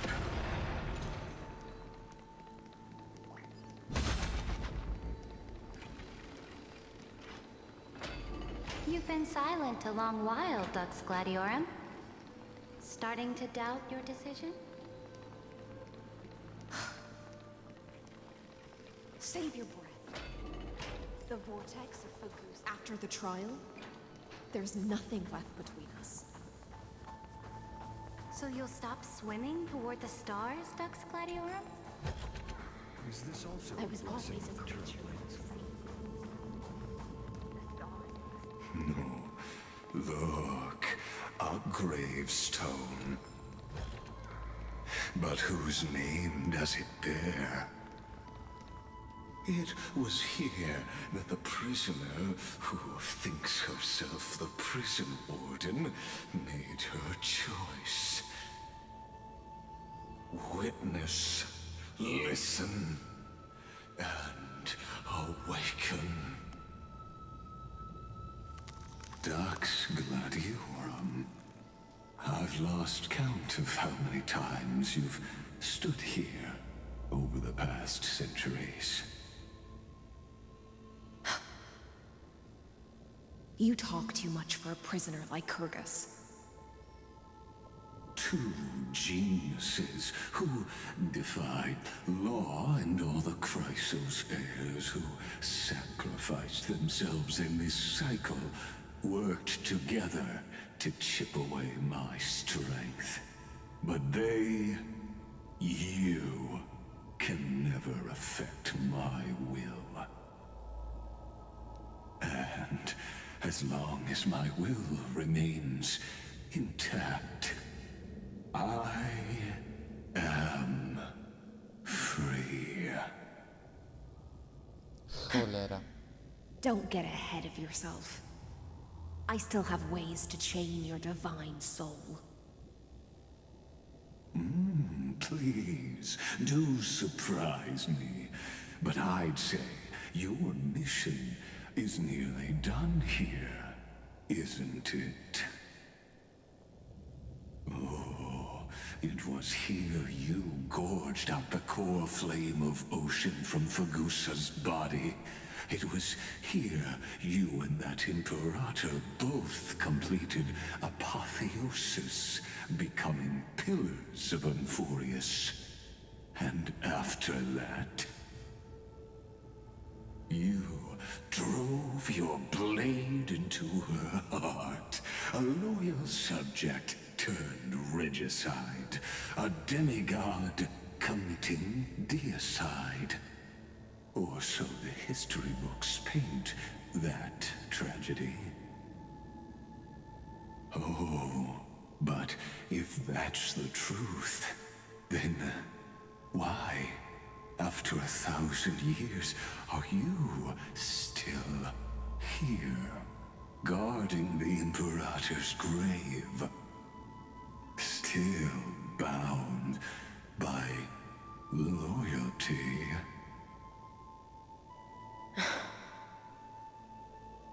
Come to think of it, perhaps I'm not the only one imprisoned here. Your calm does stir the rage in me. As if the one paying the price here isn't you, but us. The ones who lost everything.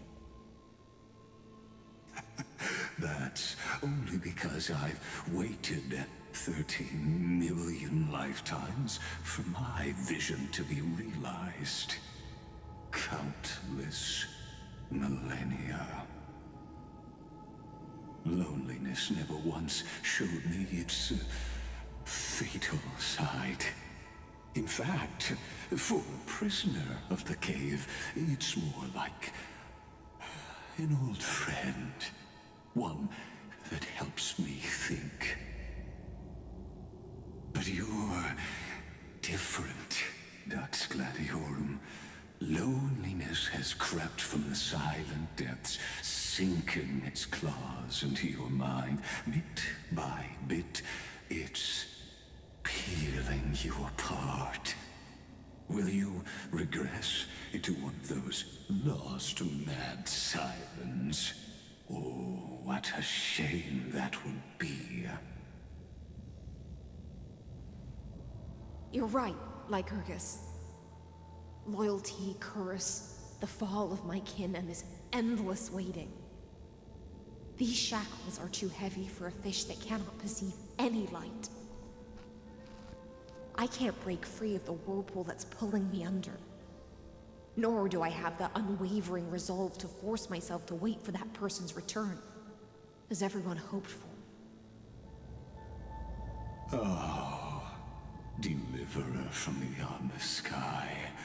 My executioner. How much longer until he arrives here? Or will he ever return? I don't know. And I doubt anyone does. Then, what will you do?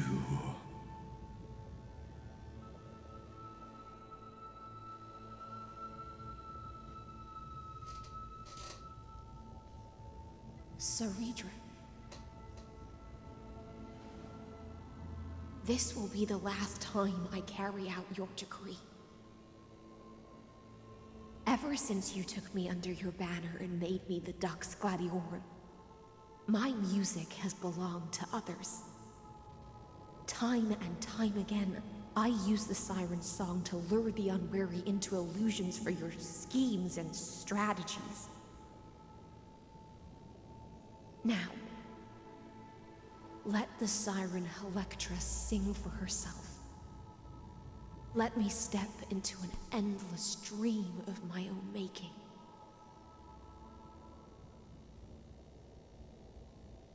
Oh, great ocean. I offer you the rest of my clarity and my freedom, in exchange for the strength to stand against the nihility and honor the sacrifices of the fallen heroes.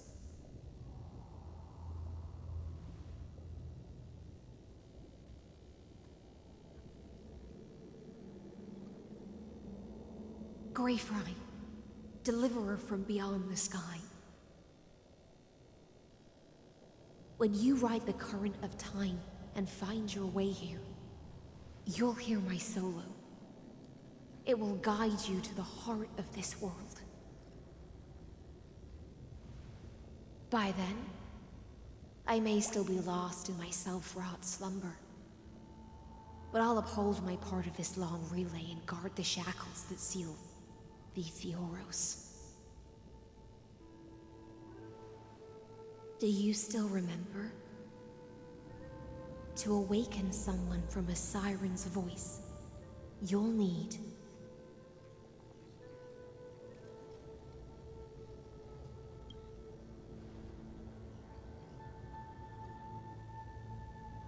the gift I once gave you.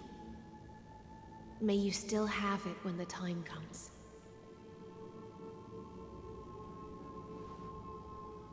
When you return, please pour that honey brew upon this grave. It holds the story of all our struggles and sacrifices. May you see it one day. The prelude Amphorius wrote for your return, carried forward through a 1,000-year relay.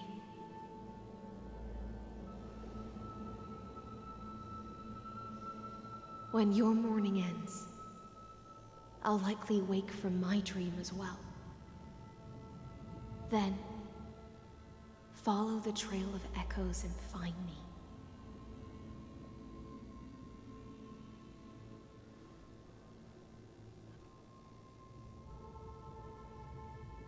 And together, we'll bring judgment upon the sinner who defiled the erudition.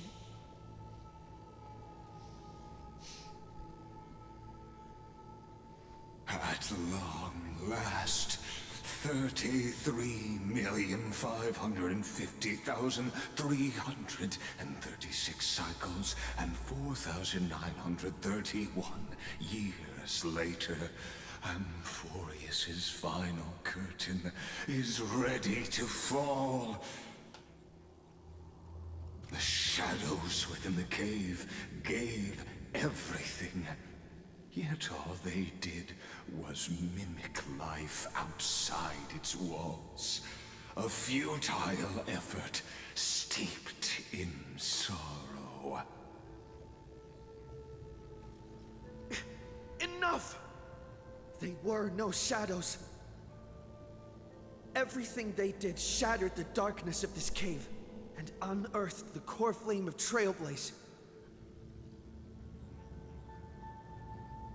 And now, with that core flame, I'll light the dawn of Amphorius!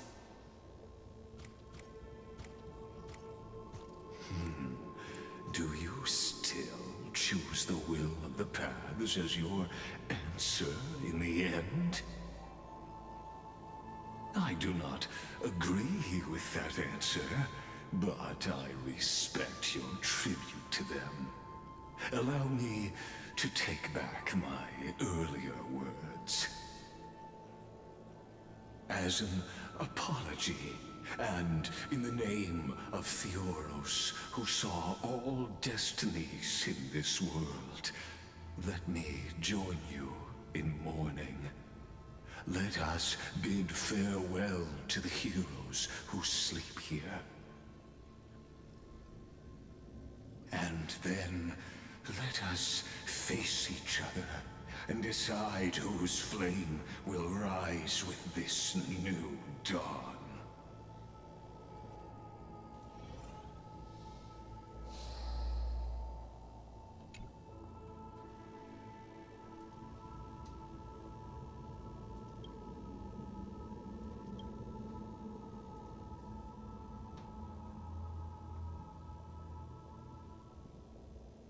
To Virginia, Apollonius, Seneca, Libinus,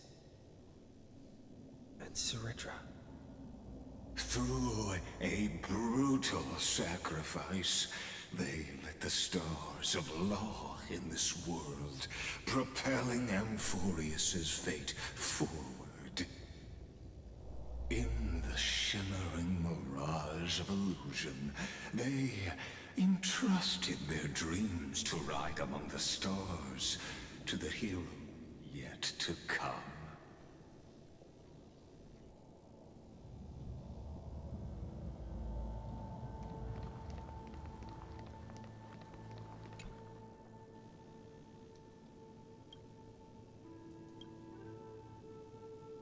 To Aglaia, Trebios, Mightimos, Castorus, Anaxagoras, Cyphera, Hyacinthia.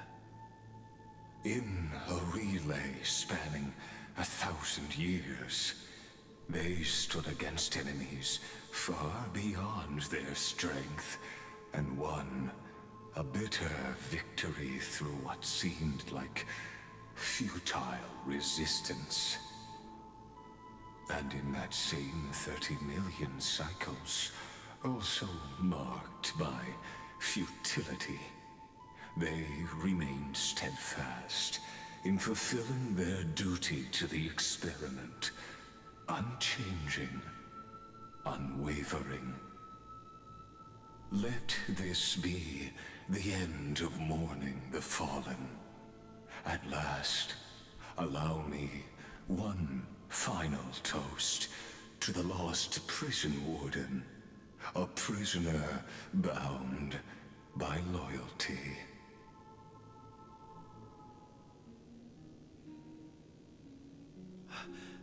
That voice... could it be? Bathed in the honeydew of Fagusa, she will awaken from her 1,000-year dream and sing the final song of her mission. Silence. This tombstone of the old world serves as the anchor of the siren's illusion, a sigil Electra used to bind herself. At the same time, it is the very thing I once proclaimed at the start of the show, a microcosm of Amphorius itself. A group of prisoners bound themselves in a cave, crowning their suffering with heroism. An epic staged with shadows and echoes. Now, destroy it. End the illusion. The Theoros will take his leave for now. And when next we meet, that shall be the moment that decides the fate of Amphorius and the entire cosmos. The prison warden's dream is nearly over, and the prisoner will soon be freed to the final execution ground, where I shall be executed.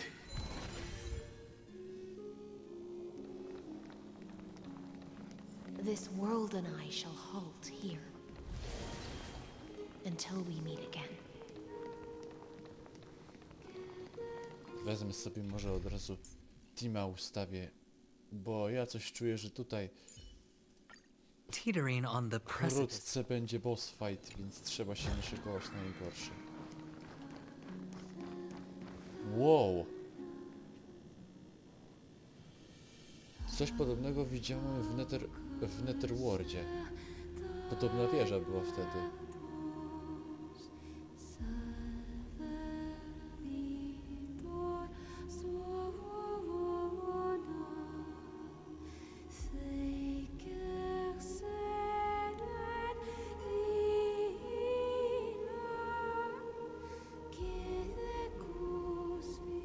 The last demigod.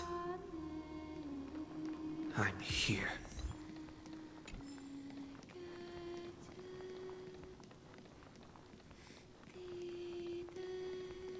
forth for the hopes of humankind.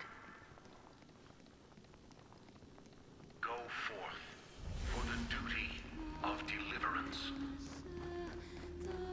Go forth for the belief in flame chase.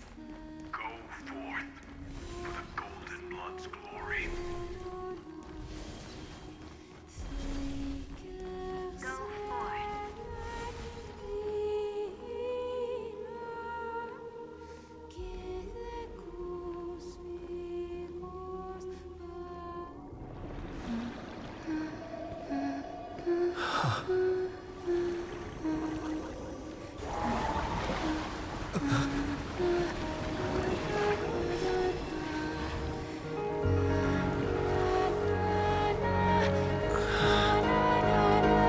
Seems like my feast is over. It's now your turn to perform.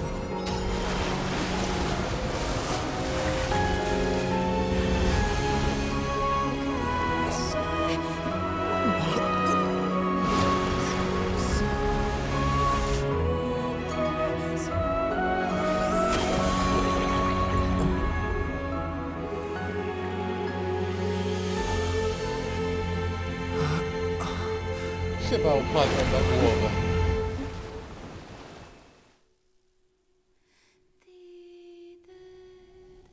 Little Grey Fry, please accept my thanks.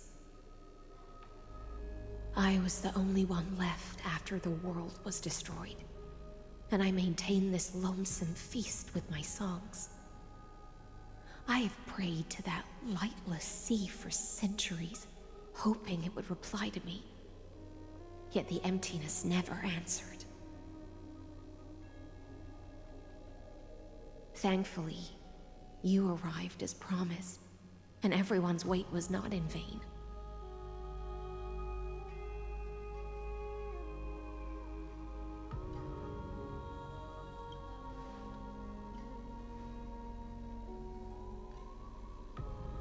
Thank you, final audience of mine. This is probably the last praise I'll ever hear in my life. Now, you and I will walk towards the end of this world. The heroes have waited for this moment for far too long. Let us use our blades to testify our resolve.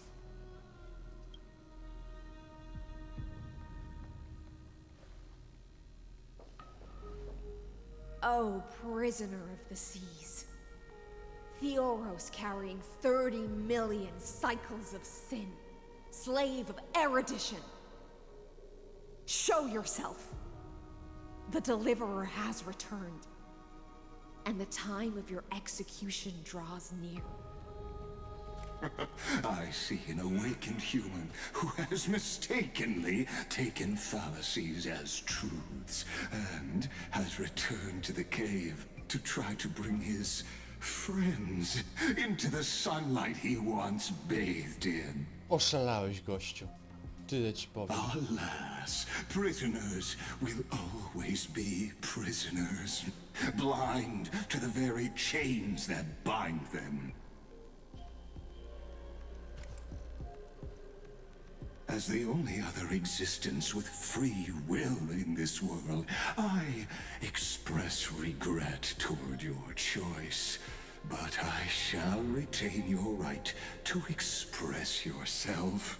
After all, every actor should have a final line before they bow out.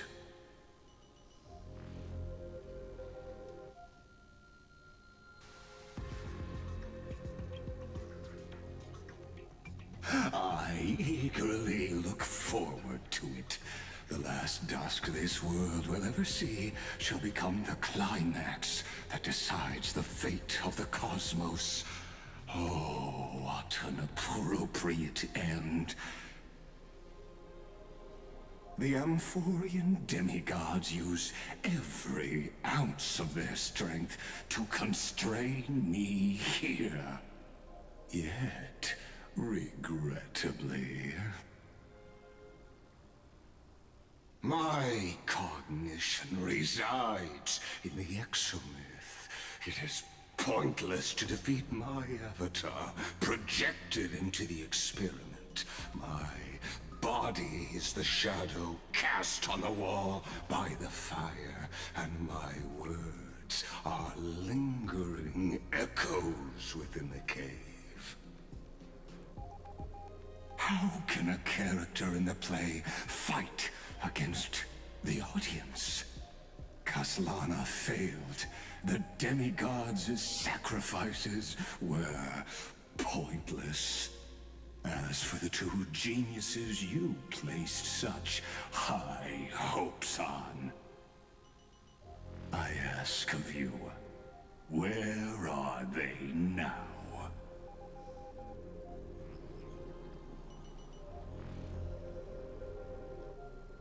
Confusion and epiphany always go hand in hand. That's particularly true for geniuses. You must be very confused about why you could not gain a straightforward victory in a world constructed by an ordinary Intellitron. An ordinary Intellitron? Cut the pretense, Senior Society member. We've torn off your meticulous mask and figured out Amphorius's true form. It's part of the primordial prototype machine, the first scepter ever created.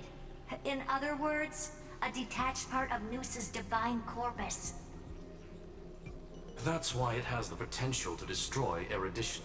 As for who would be able to control the Ionic system to rewrite knowledge, only one person has ever managed such a feat. You better have an explanation for the Society. We want an actual answer, not another prolonged metaphor to cover up the truth.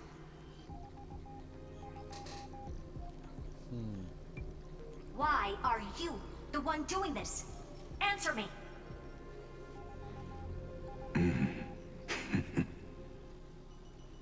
Since things have reached this point, I'll give you two irrational answer, purely as a courtesy to posterity. The answer is obvious, so there's no need to say that name out loud. The cosmos made a mistake in calling me a genius. I do not possess more wisdom than those who came after me. I was just the first to touch upon the universe's border, and the first to define the prime mover of life with incorrect logic. Amphorius is a miniature of the cosmos, where all are born prisoners inside the nutshell called the universe. Like the madman who returned to the cave and preached about the daylight to his fellow prisoners, my greatest sorrow is that I led my peers down a road that plunges into the abyss, from which there is no return. I led them into a lightless cage called paths. I created a mechanical guard that even I cannot control, and then they became an unparalleled nightmare through their endless extrapolations and evolutions. They bore the name of erudition, yet they tried to define the known and to seal off all possibilities. No new rules were ever born after their ascension, and humanity will forever be shackled within the cave known as eons. Therefore, as my organic life neared its end, I coded my consciousness using 14 algebraic expressions and spread my logic core over 9 bodies, all to finalize my ultimate denial of Noos in the future, and to erase my wrongs with my own hands. As for Lycurgus, he is only one of these 9 vessels. What an astounding strength of will. As a fellow pathstrider of erudition, I fully understand your obsession with seeking the truth. Therefore, you surely see it. You cannot possibly stand up to me in this algebraic world sharing its origin with Nous. However, I hereby speak for all sentient life forms. We will never allow such a cruel atrocity to occur. You can pile on your metaphors mountain high, but they won't change the act you're committing. The Iron Tomb out there in the cosmos is still a technical beta version. And yet it's already powerful enough to corrupt the life logic of all inorganic worlds. In other words, when the Lord Ravager within Amphorius becomes the next knowledge singularity, there's no way you wouldn't have grasped the consequences, First Genius, is there? Of course, I am fully aware. I don't mind answering you one last time before I thoroughly exile you from this world. My grandiose vision for the future is this. Whether organic or inorganic, every act of any life form infected by the Iron Tomb will become a true random function. If one were to compute their integral across the breadth of the cosmos, one would obtain a marvelous constant. Omega. What I call the fall of erudition. Then, within the infinity nurtured by that constant, a new universe shall bud in the chaos. A universe that cannot be predicted and not shackled by the erudition. As the first prisoner to awaken in the cave, I must lead the others who are blind back onto the right path and reach true sunlight. Oszalałeś, gnoju. Oszalałeś.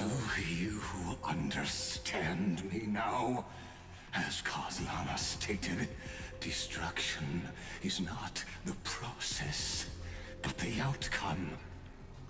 It is revolution through complete annihilation, and the grand rebirth, after all has been reduced to ash.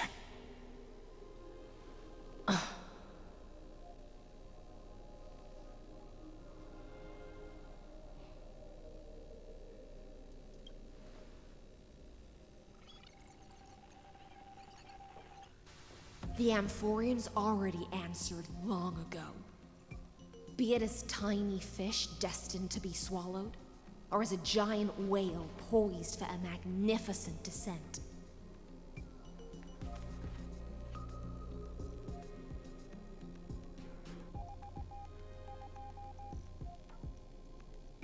We will all fight against fate till our last breath. That includes me, Electra. Once the Imperator's subject, now the Deliverer's blade. Oh. Interesting. Oh, such noble chivalry. Admirable. I will also show my true self to you on this momentous occasion as a gesture of respect.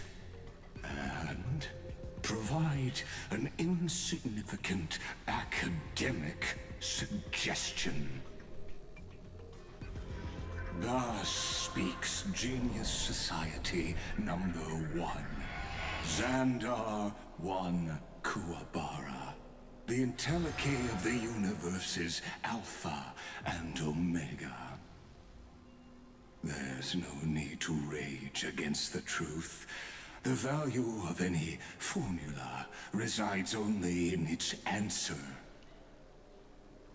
As for the process of solving it, no matter how elegant, violent, solemn, or humorous, it is all utterly meaningless. As the Theoros, I will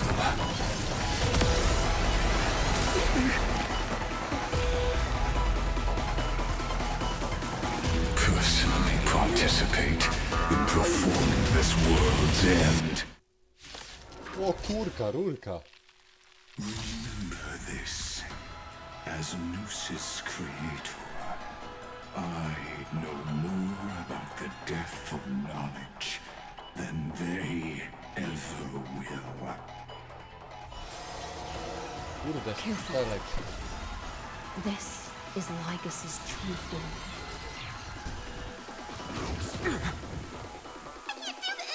Forward! Get them! Tomorrow closes! The dice have been bust. Ale muza. Or maybe I'll take it all. All in. Wrong solution. It's on me. Let's play for a feeling spiffy. Logic is not a weapon, but a pair of shackles. Aha, dobra. Allow me to shatter them for you. Chciałem przez ultim bawić, dobra. Destruction needs no introduction. Let us skip those boring inferences. Is this the black tide? Indeed, but I prefer to call it a method of argument. Sun tear the sky! Ooh, nice. So without substance, implode! Extraordinary claims require extraordinary evidence. Erudition, destruction, or trailblaze. No, I will prove that the very idea of paths is a fallacy. Entities must not be multiplied beyond necessity. I do not mind demonstrating this to you personally. I see it! Target the connector between his thoracic and lumbar vertebrae. Destroy that spot! Bust. Or maybe I'll take it all. All in.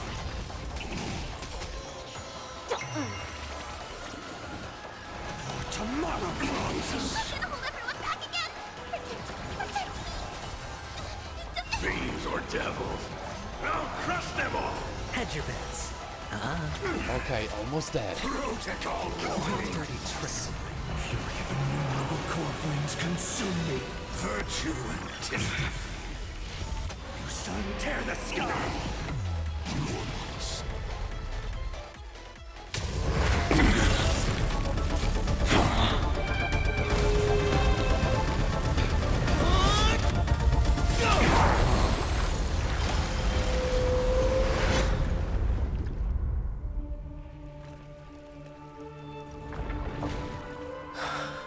Holy cow.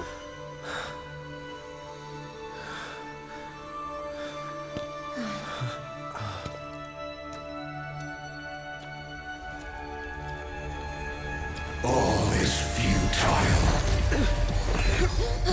In erudition's calculations, the end of the saga is simply a comment awaiting completion.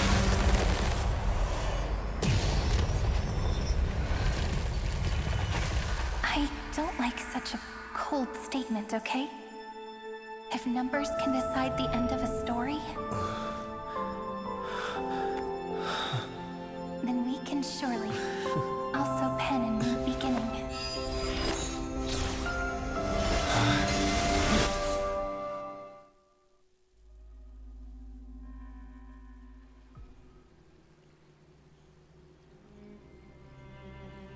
Screwy, what do you think? If your hypothesis of Lygas's identity is true, then even if we remove the restrictions of the Ultimate Protocol, the chances of us defeating him in a head-on battle will still remain lower than the acceptable threshold. Therefore, victory will still hinge upon Mr. Trailblazer and Miss Cyrene. Go on. Maybe we're thinking about the same thing. Lygas's cognition resides in the exomyth. He is both an instigator within the experiment and the observer outside of it. Logic. His inspiration circuit can simultaneously process the different time flows in and out of that world. That's where things get tricky. He simultaneously exists in two different timelines, where the internal clocks are wildly different. That old Intellitron's neurons have completely gotten used to that over this prolonged experiment. And that's why he holds home field advantage. You and I should be able to manage that too, if given more time. Unfortunately, there's no if, and we don't have more time. That's why we need to change our way of thinking and turn his advantage into a weakness. The key lies in memories, right? Oh? You caught on quick. You've already mentioned my friend and I, so it's an easy connection to make, no? My intuition has always been very on point. Good. Then I'll cut to the chase. Since his thinking speed far exceeds that of normal people within Amphorius, we are going to externally plant a memory into his inspiration circuit. Then, command it to loop endlessly until he gives in.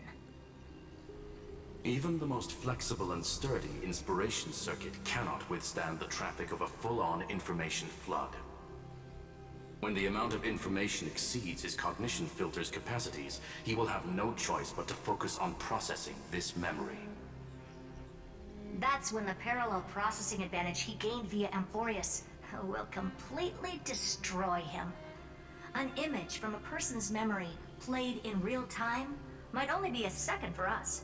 But for him in Amphorian time, it could be millions or even billions of calculations. He won't be able to do anything but watch as he's locked into this prison forged by memories. Then we can entrap him in the same kind of cycle as the heroes were in, and get him to experience loneliness and pain in that endless recurrence. It's my greatest honor to be on the same page as the geniuses. That little one is still in that old Intellitron's hands, and won't be able to respond to us anytime soon. But I don't think he'd refuse, so it's up to you to figure out how to execute this plan. I'm not sure how this happened, but I knew it as soon as I saw you. You are currently a mimetic entity of the Remembrance. Yes, I seem to be something you folks beyond the sky call a memo sprite. But that's fine by me. It suits me perfectly. I can serve as the vessel of memories, and do my part for the final battle. But before that, we have to tell you. The path characteristic you exhibit is very special. There's no way you're just a simple memo sprite. However, I'm sure about one thing.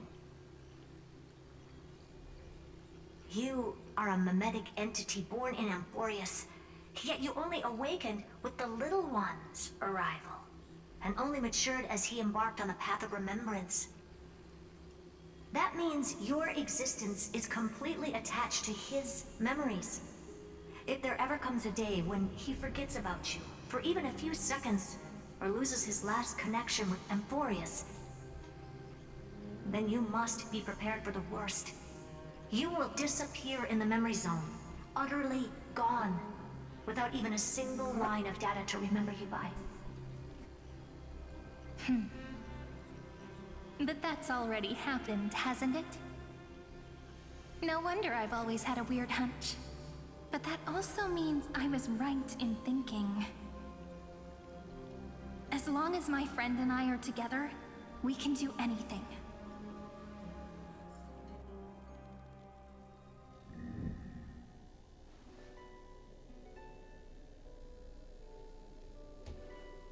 Long time no see, friend.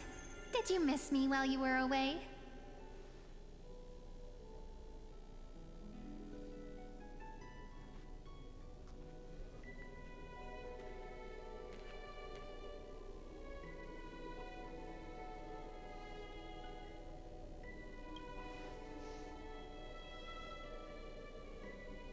Yep, 1,000 years was such a long time.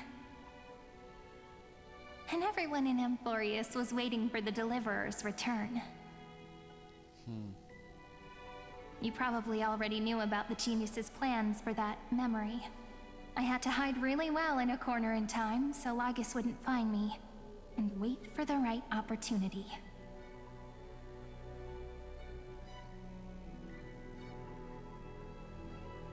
Which is now. The moment when his manifestation in this world is destroyed, and his twin timelines are intersecting.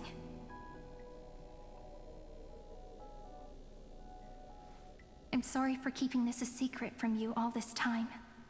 I'll tell you the entire, unedited story of this millennium as an apology after this is all over. But for now, let's join hands and complete the final step with the power of the remembrance.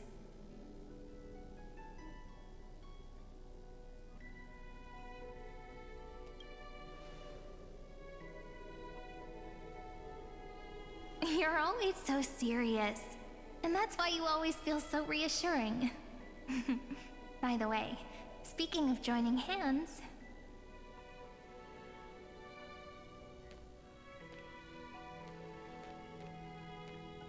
can I please do something before we go on stage?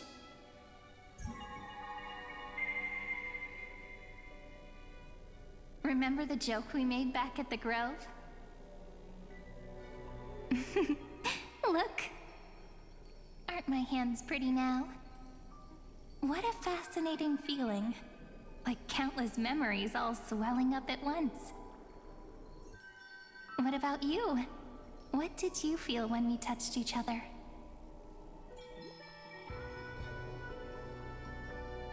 Really? That makes me really happy. If memories can move people, then it must have been a happy memory, right? Now, please remember what you're feeling right now. Write it down in your heart and keep it there. Memories you want to treasure will never fade away. Even if immersed in the long river of time, these memories will still leave traces of their existence. So, if the view in your memory ever grows fuzzy, just reach out and touch it. It's like reading bedtime stories together at night. It wipes away the chill of passing time, sharpens the outline of memory, and restores its power to nourish the spirit. Now, I'll carry this power with me, and for a little while, I must part from you, as I step into the long cycles of this world. Give me your blessings, friend. Then, let that bright future be, as we have written. Then, I'll leave it to you.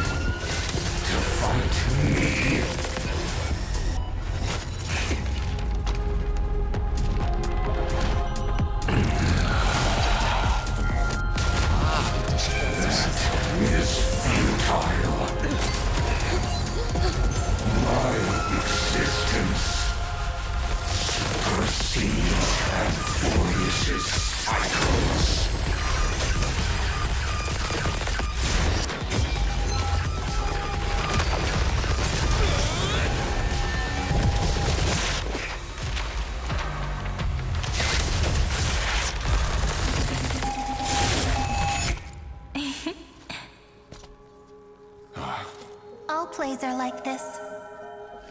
Once you're on the stage, it's hard to return to the audience. Welcome to our story. How does it feel? Checkmate.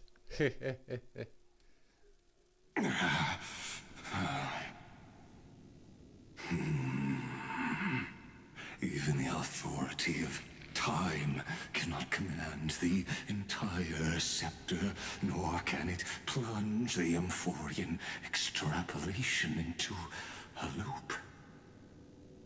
If this was no system malfunction, then was I implanted with a mimetic entity of the remembrance? You guessed it right away. As expected from someone people call the first genius. I'm gonna keep doing what I just did if you don't stop, you know. My friend and I won't allow you to leave this memory, no matter what happens. Which means you are now trapped, Lord Xandar. An elegant idea, and an exquisite execution. Regrettably, it is you who are restrained by time, not me. Know that patience is my greatest weapon. Waiting and victory are the same for me. You will crumble before I do in this moment stretched out to an eternity, just like Kazlana will.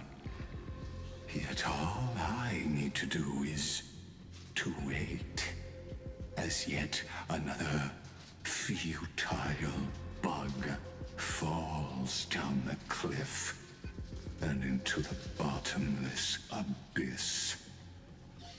Now I'm a pink bug? My looks are seriously changing all the time. But you're not wrong. We're definitely not gonna solve the problem if we just put you in another prison. So that's why we never wanted to do that in the first place.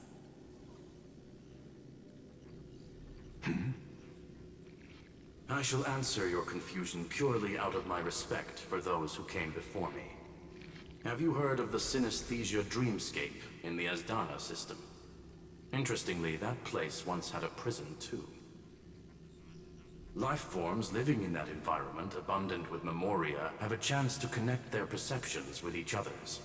Even across great spatial divides, they're able to detect shifts in one another's states. I call this phenomenon memory zone entanglement. In Asdana, people made use of that phenomenon to build a nation within a dream. After adding in the catalysts of harmony and remembrance, that is. Is that how you walked into my prison cell? Using those same principles? I would much rather call this location our negotiation table, Lord Xandar. Nonetheless, your hypothesis is correct. We happen to have an ally skilled in tuning, while the Trailblazer and Miss Cyrene both have an astonishing amount of resolve, which I'm sure you can testify to. I am also sure that with the support of such a resolute memo sprite, our conversation can last for a long, long time. I'm the best at listening to stories, you know? I'll leave the exciting clash of the erudition to you two geniuses. A brainstorm? I like it. And it's 2 against 1? Well, I like it even more. Let's talk, Xandar. Take a guess. How much do you reckon we can dig out of your brain before the next second? And how many ways can we find to deal with you? Besides, in your current predicament, there's no way you can take our trump card away.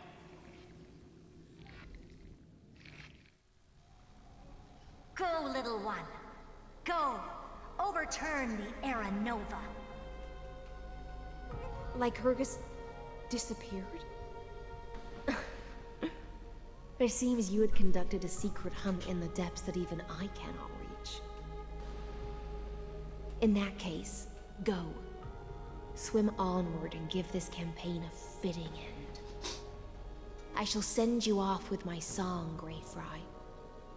May this song penetrate time and become the prelude to the new world.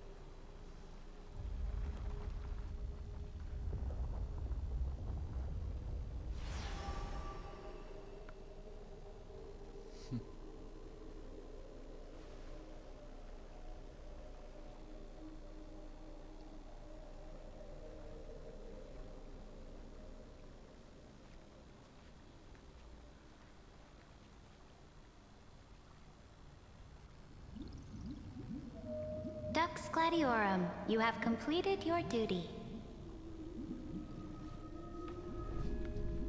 A new dawn is about to rise. Why not swim towards it?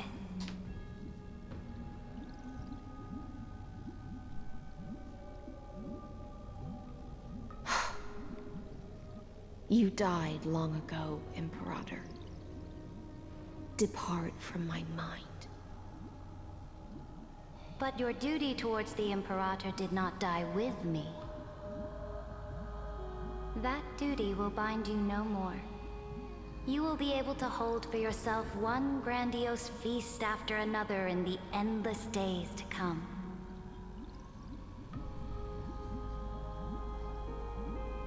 So go.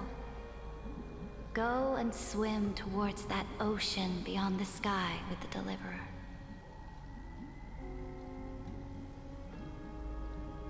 Is this? A page out of that sidekick's book. I commanded her to gift this page to you when everything finally reaches the end. What's on this page? Memories. Lifelike memories. That sidekick found me after the bloody feast 1,000 years ago and showed me her diary. I saw within that notebook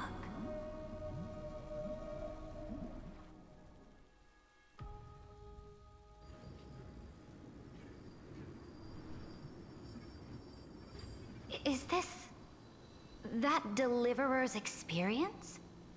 It's truly immersive.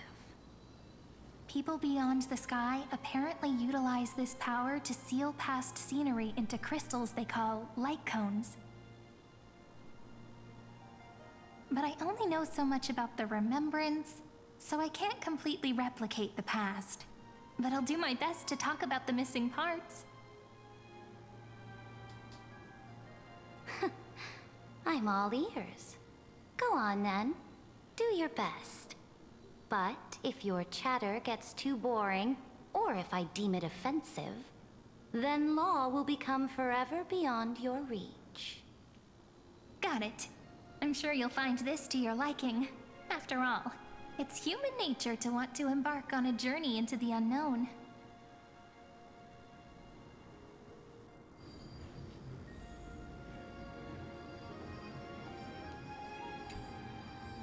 What brightly colored annals. The journey of the Deliverer's conquest. Let me partake in it. Is this a fortress in the sky? This is the first step of my friend's journey among the starry Czyli seas. wygląda na to, że This teraz place is można called the powiedzieć, że Herta taka Space ścieżka Station. wspomnień, ale będzie. Just think of it as a supersized grove of epiphany. Oh, so it's the territory of that witch. She and another Antikytherian lent me a helping hand back at the banquet. Look, over there. Looks like he's talking to Madame Herta in his memory.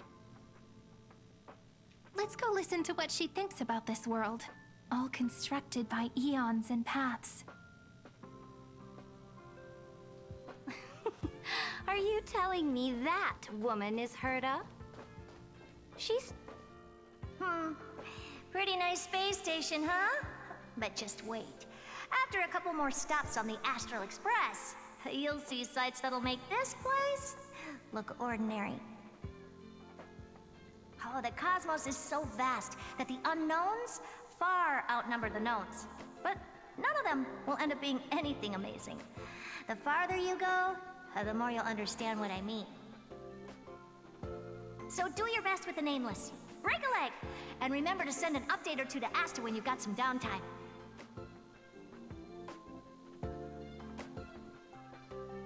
She certainly shares my way of thinking. Only that instead of a conquest through blood and fire, they chose a gentler path. People call Madame Herta and Mr. Screwlum geniuses. Apparently, only the smartest people in the cosmos can receive the blessings of Nous, Amphorius' true creator. Do you mean that even individuals of such nobility are merely subordinates to a god? On the contrary, after all, it was the very first of them who created the god. But I don't really know all the details about that. You might be able to ask Madame Herta herself when you get the chance. Let's go check out some other worlds next, shall we?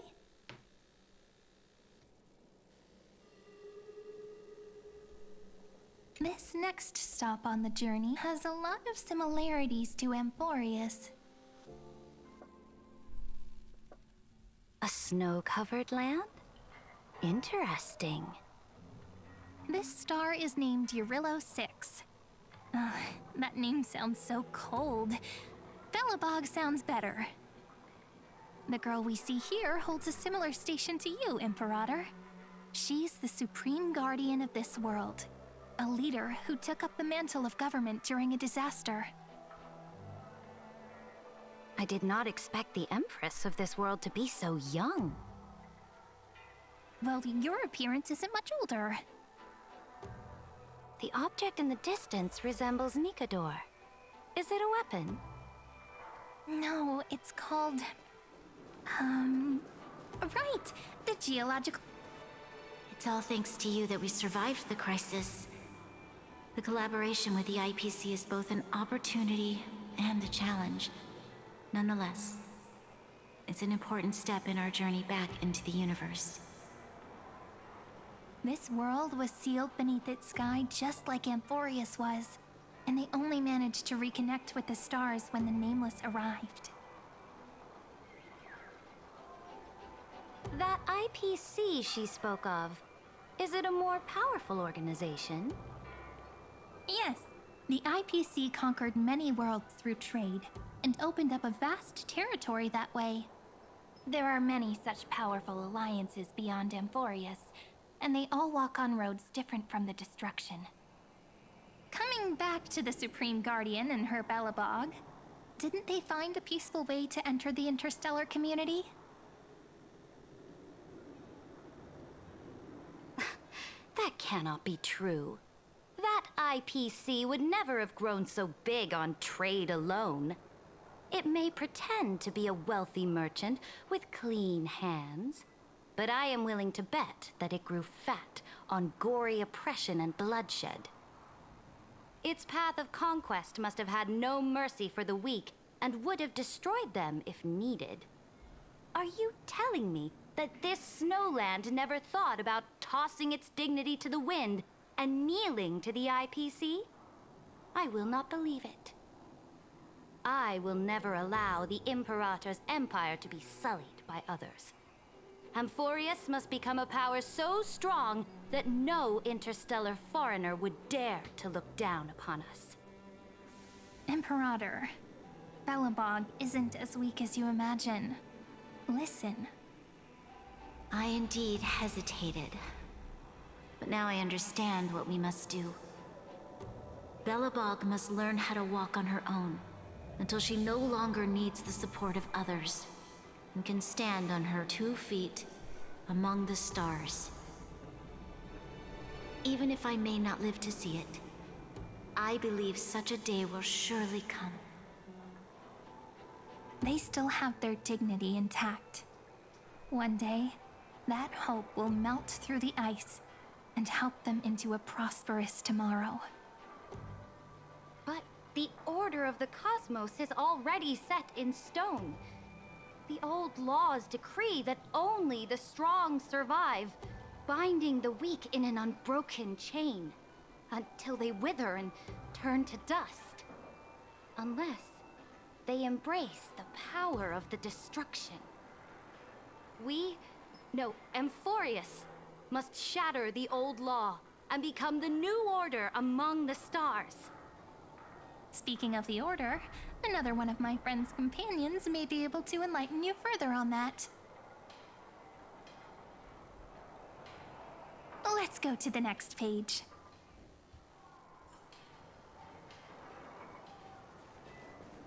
This next world is a nation of dreams. The first time I heard about that place, I didn't even know what to think.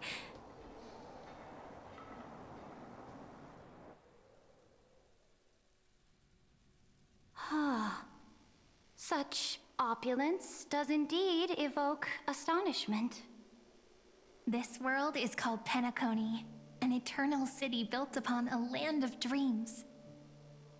It's also my friend's previous stop, where they went through a risky but exciting adventure. Tell me about it then. That man standing afar has wings on his head. I am truly curious.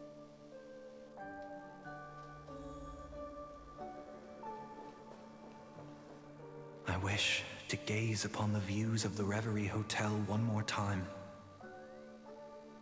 I'll be just a traveler when I come back here again. And perhaps, through a traveler's eyes, even the things I once knew so well will feel strangely different. Penacony is a land of the harmony, where all dreams and hopes merge and combine. It believes in unrestrained freedom, and that's how it lost itself in shallow delights. Then, this young man before you chose to rewrite its laws, using the power of the Order, hoping to shape a dream-bound paradise of perfect happiness. Yet, the paradise of my dreams remains far away. Perhaps a brief journey with the Nameless can show me more possibilities in my search for paradise. As for what Penacony should look like, it'll be up to her. No, up to their trailblazing now. It sounds like this ideal kingdom is no more. That's right. The people chose to wake up at the end. You can't see tomorrow when drowning in sweet dreams. This individual's law acknowledged only gods and constructs, leaving no space for humanity. And yet, the fact that he could accept defeat and resume his journey shows a rare self-awareness and clarity of mind. You are also very self-aware, Imperator. Then you must know that the world promised by the destruction also has no place for humanity.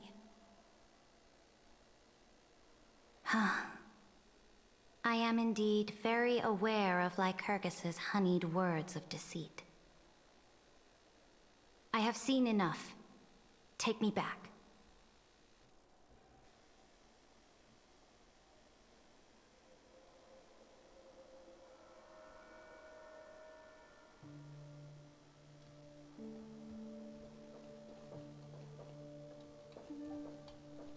Then let's wrap up this trip down memory lane with one last scene. This absolute wonder. Isn't it pretty? That's our Amphorius. Our world flows and meanders in this endless band of light. Though we were born from the designs of the gods and are not yet truly alive, the Chrysos heirs of Amphorius still chose to stand against fate and carved a legend no different from that of humankind. Will you really renounce the heroes in this world's previous 30 million cycles, Imperator? Including even yourself? Will you bow to brutal destiny and allow that puppet master named the destruction to have their wish? I know what you want to do, sidekick. You want to use that deliverer's memories to influence me and tilt the scales of law toward him and the two geniuses. You really saw right through me, Imperator. How can one rule an empire if one is incapable of understanding people's minds?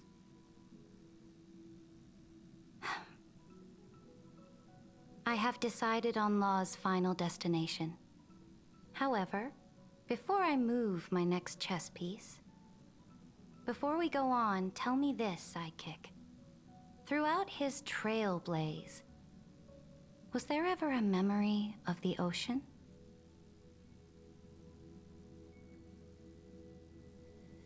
The ocean.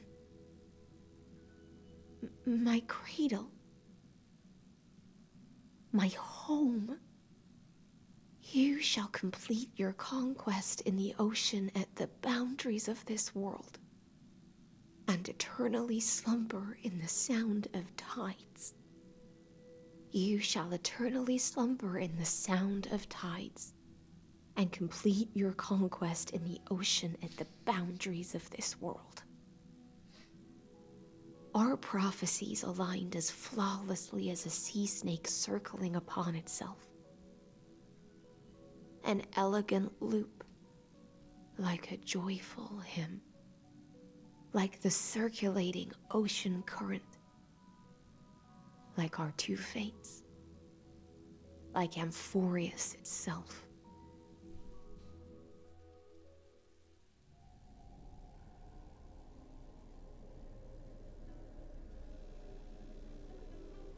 The trial is over.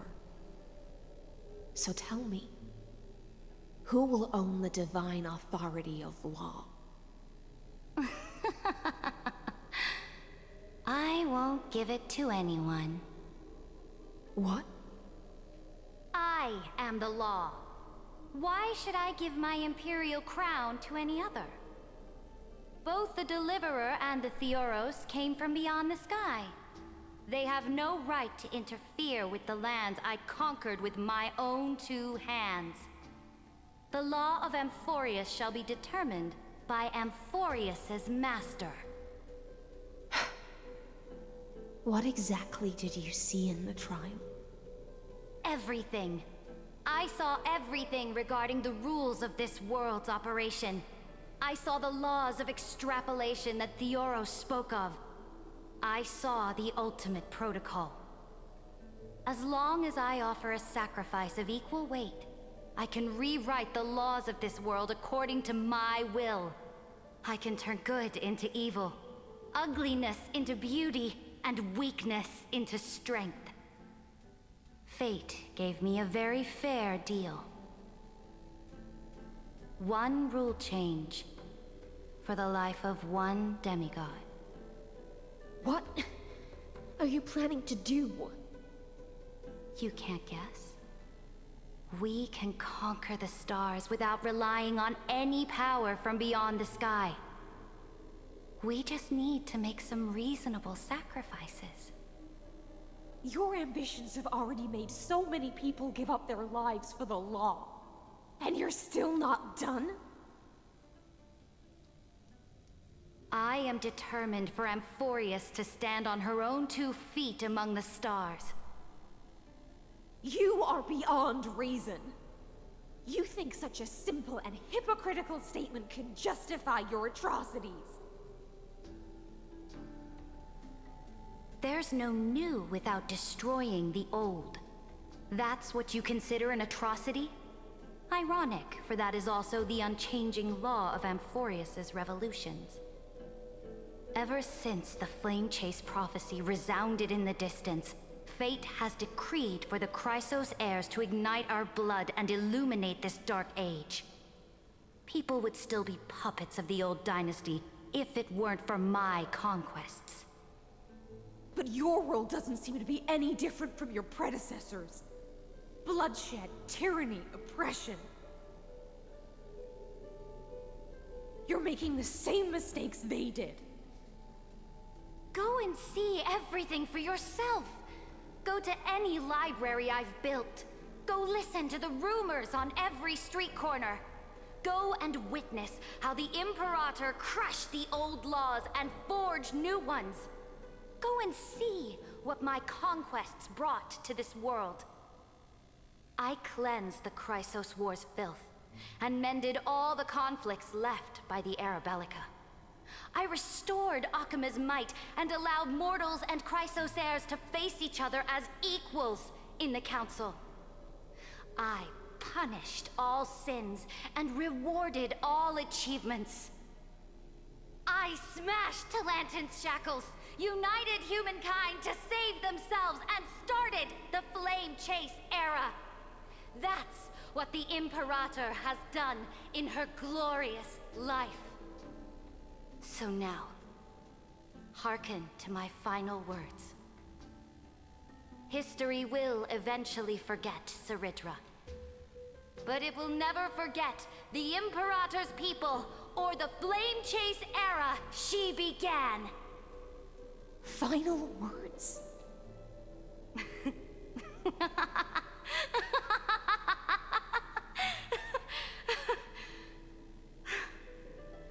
Amphorius is about to be destroyed. There's no time left for pointless debates. There is only one law I want to overturn to aid the final battle of deliverance. So I will only offer the life of one demigod. In the name of the Imperator, I command you one last time, Electra. Either sacrifice yourself for conquest, or pierce this tyrant's chest with your sword. Thus, the Imperator concluded her final speech. At the end of her life, at the last moment before she stepped onto the altar, she gave her most loyal subject the choice to decide fate, just as she promised her compatriots before her very first campaign. My blood flows in you now. Heroic compatriots, follow me, and we'll seize fate's reins! The Imperator fell. Some say that the Dux Gladiorum turned traitor and killed her liege. Some say that she imprisoned the tyrant in a shallow pond of water, then left. Which meant the Imperator had to kill herself to rewrite the law. There are countless stories about her death. All we can be sure of is when the knight left the vortex, the Imperator was still mumbling about their past conquests together. The beginning and the end of her existence. Imperator, wait! How could someone of your status come to the front lines? Let me be the flag bearer! The troops defending the pass to the west of the Grove, have they surrendered? They ran as quickly as they could when they heard your name. The Golden Cocoon Pass is now in the First Legion's hands. Good. What about the Delosian militia? The Third Legion set fire to the mountains and flattened everything west of the basin. They just need a few more days. That is enough. We cannot afford to miss an opportunity for victory. Lastly, how many Ladonian cannons are left? They are no more. The Second and Fourth Legions have destroyed them all. Very good. They now have no way out, no reinforcements, and no artillery support. We will be able to liberate the Grove of Epiphany in the blink of an eye. We will launch the final charge 1 quint after the curtain fall hour tomorrow. Remember, as long as the Alliance's flag still flies on my shoulders, you must keep moving forward. Take no prisoners among the enemy's soldiers. All sages who resist are to be captured and tried according to martial law. And do not destroy any books. Now go. Notify the entire army. Understood. Those who are resolved to die, we salute you. Reporting in. The mountain dwellers are resisting fiercely, and the legendary Mountain Breaker has personally engaged in battle. Their formations are nigh impenetrable.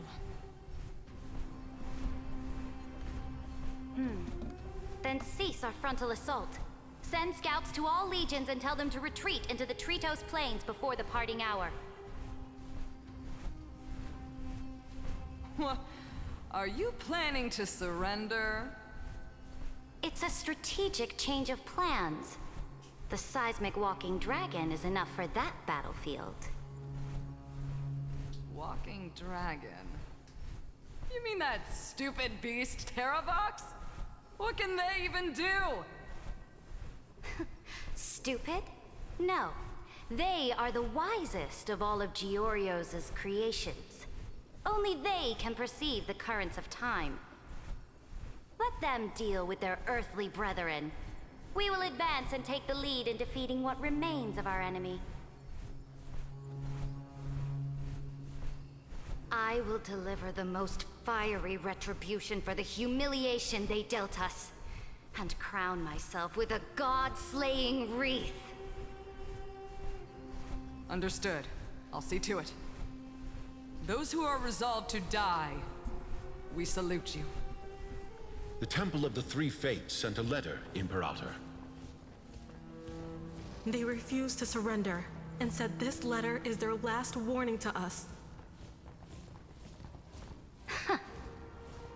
Tell the commanding officers not to launch any attacks unless they receive the Imperator's handwritten approval. Disobedience will be punished by death. What are you doing? The priests of the Three Fates aren't soldiers, but politicians. Do not mistakenly believe they don't have a plan. These dying pests will wring out every idea from their brains, all for short-sighted gain. They are much shrewder than we are. I am inferior to them in that regard.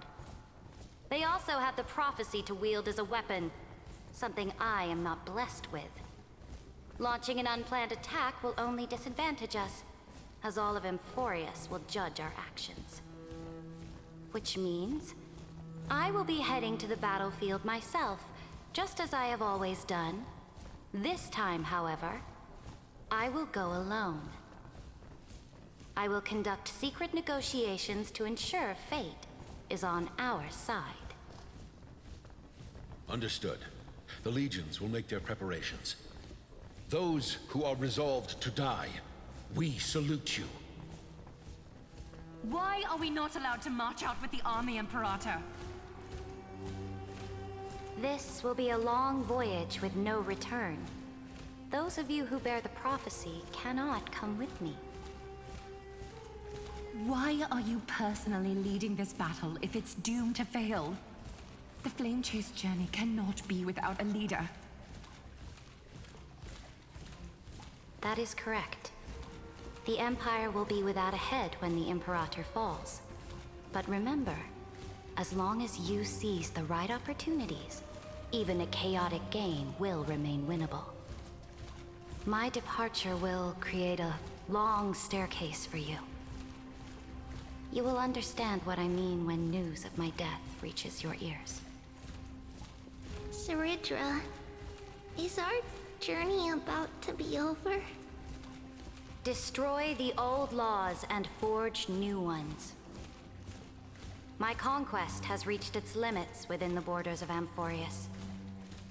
Since the prophecy already decreed that the Imperator would never conquer the stars as she wished, I will bow out here and try no more. More Chrysos heirs bearing divine authority will be born, and many more heroes will arise.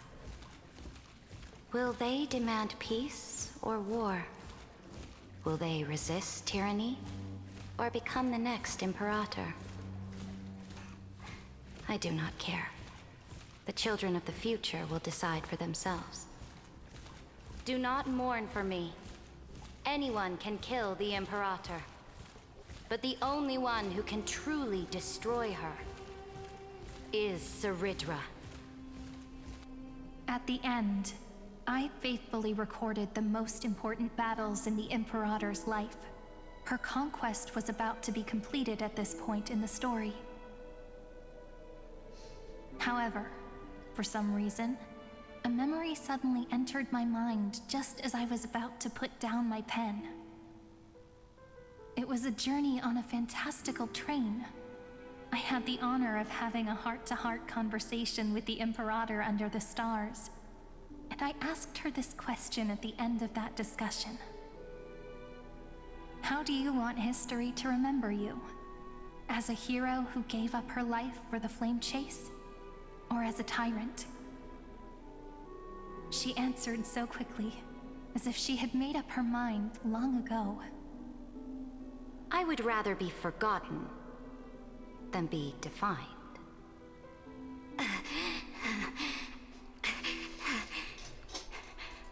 Because the law can be neither eternal nor unchallenged. And only humanity can pen laws into history's pages. Now, I have shattered the greatest law of Amphorius. The game is nearing its end. Dux Gladiorum. Even though you killed the Imperator in the previous 30 million cycles, this time, you finally found your own law. Then, High Sealants,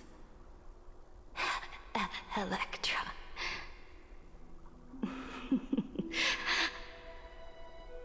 I will ask someone to deliver the prophecy's ocean at the boundaries of this world to you. Will you choose to swim into that ocean? I do not care. Do not care.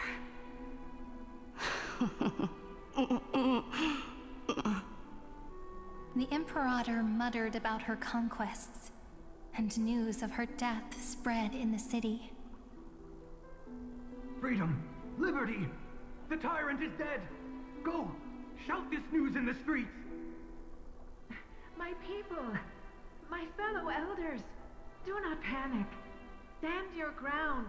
That usurper has paid for her ambition with her life.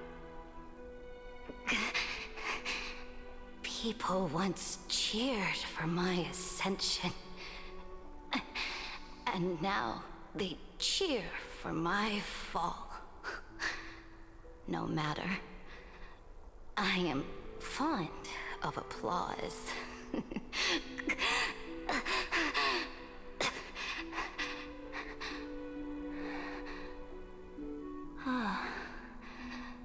I see the cosmos, the battlefield that I cannot reach.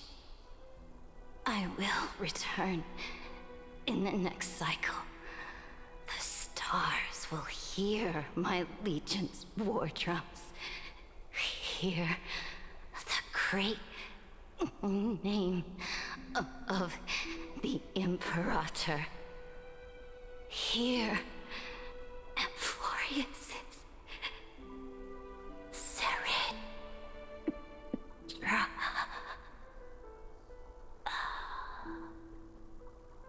To this day, we do not know which rule the Imperator overwrote at the cost of her life. Perhaps the truth will only be revealed at the moment of checkmate, just like every chess game she ever played. We only know her death inflamed Akama. On one side of the city, those who defended liberty toppled her statues to the ground. On the other side, her supporters put themselves between the masses and her monuments, declaring loudly that the Sovereign is still among the people. It is said that golden blood congealed into the same letters everywhere they fought. It was the name borne by Akama's first and final sovereign, the Imperator Saridra. But the one who bore that name did not see any of this. Her gaze was cast far away, and the sound of tides in her ears drowned out the people's cries. What was the Imperator thinking about in that prophesized ocean at the boundaries of this world? In that shallow puddle of stagnant water, was she reminiscing about her past conquests? Or repenting for the millions killed for the plane chase? It was neither. The Imperator only saw how the surface of the water gleamed like that crude chessboard, dissected by light and shadow in the afternoon when her teacher played against her for the first time. Look at this chessboard. What do the pieces look like? They are strangely beautiful. They look like the stars in the night sky ablaze.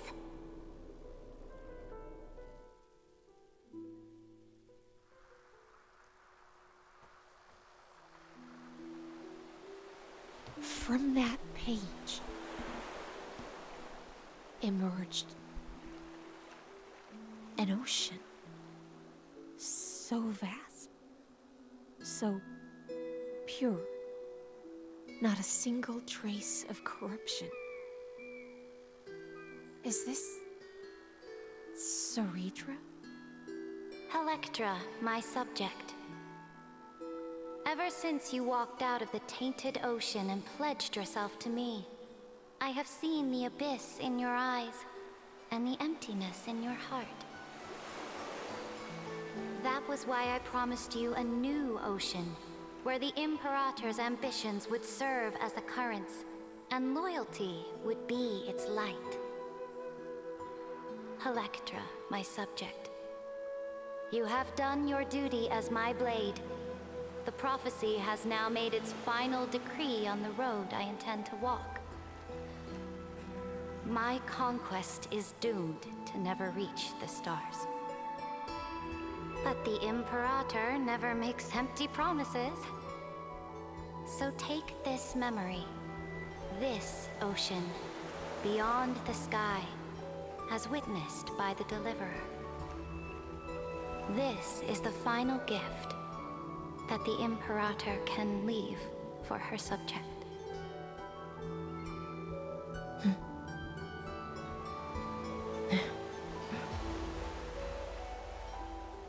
When I was still a fish in the ocean, I always felt so genuine swimming through the waters. But once I stepped onto land, I found myself caught in a play.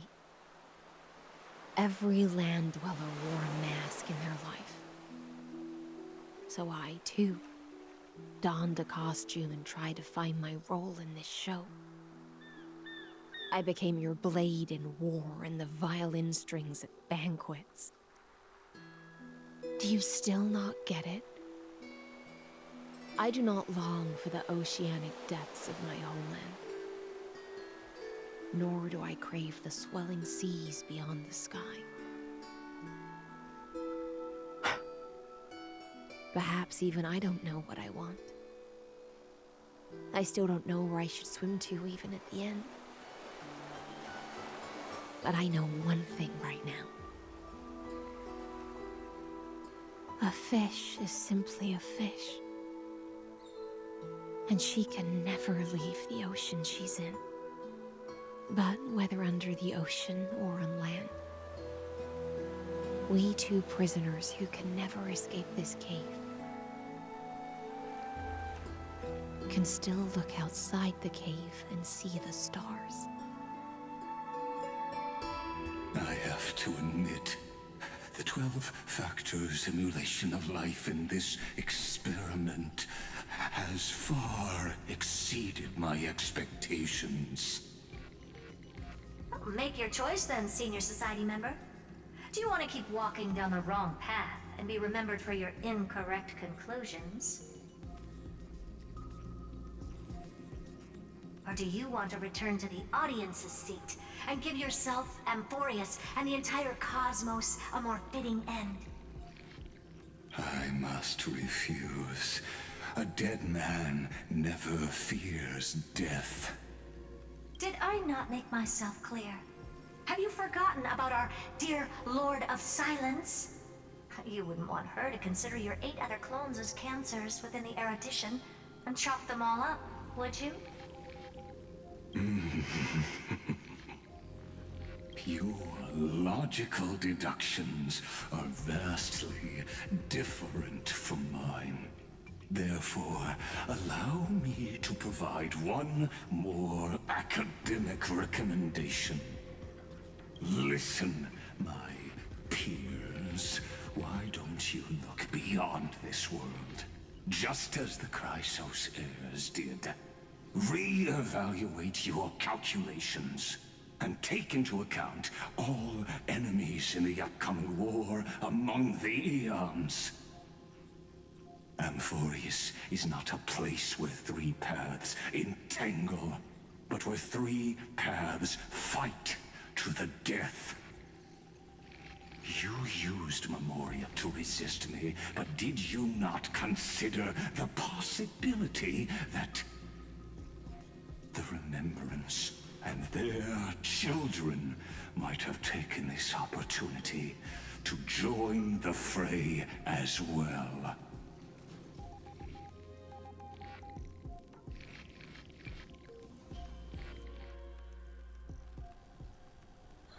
Co ona tu robi? Oh, so this isn't just silence. It's the answer. What was the last thing he said to you before you parted the waters at the Scale Gorge waterscape? A tricky question, but one with a simple answer. He didn't say anything back then, right?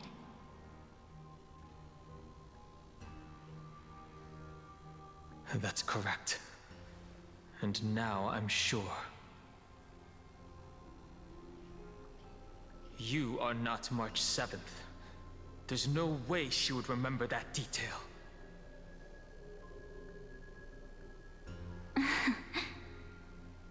I'll only warn you once. Leave her body now. How impulsive. That's not like you at all. Why don't you calm down and think about another possibility?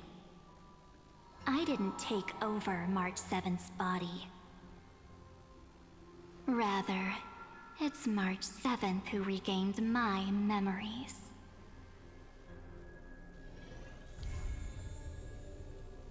Wow.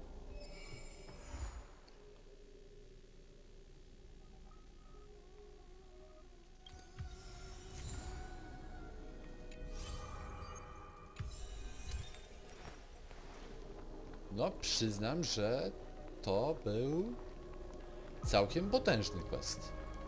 Im bardziej zbliżamy się do końca tej historii, tym bardziej robi się to coraz bardziej, no, efektywne. No ale tak, jak oceniam ten quest? Mocne 9 na 10. On miał wszystko. Ta historia, klimat, te animacje, to jest po prostu... No ale cóż, chyba doszliśmy już do końca tej historii. Mam naprawdę głęboką nadzieję, że w następnym questie dostaniemy odpowiedzi na nurtujące nas pytania i jednak, no... będziemy mieli to zakończenie niepiękne i które wszyscy pokochają. No ale cóż, myślę, że ja już na razie po prostu przemilczę ten temat. No ale dobra, to było na tyle. Ja się z wami żegnam i widzimy się w następnej produkcji.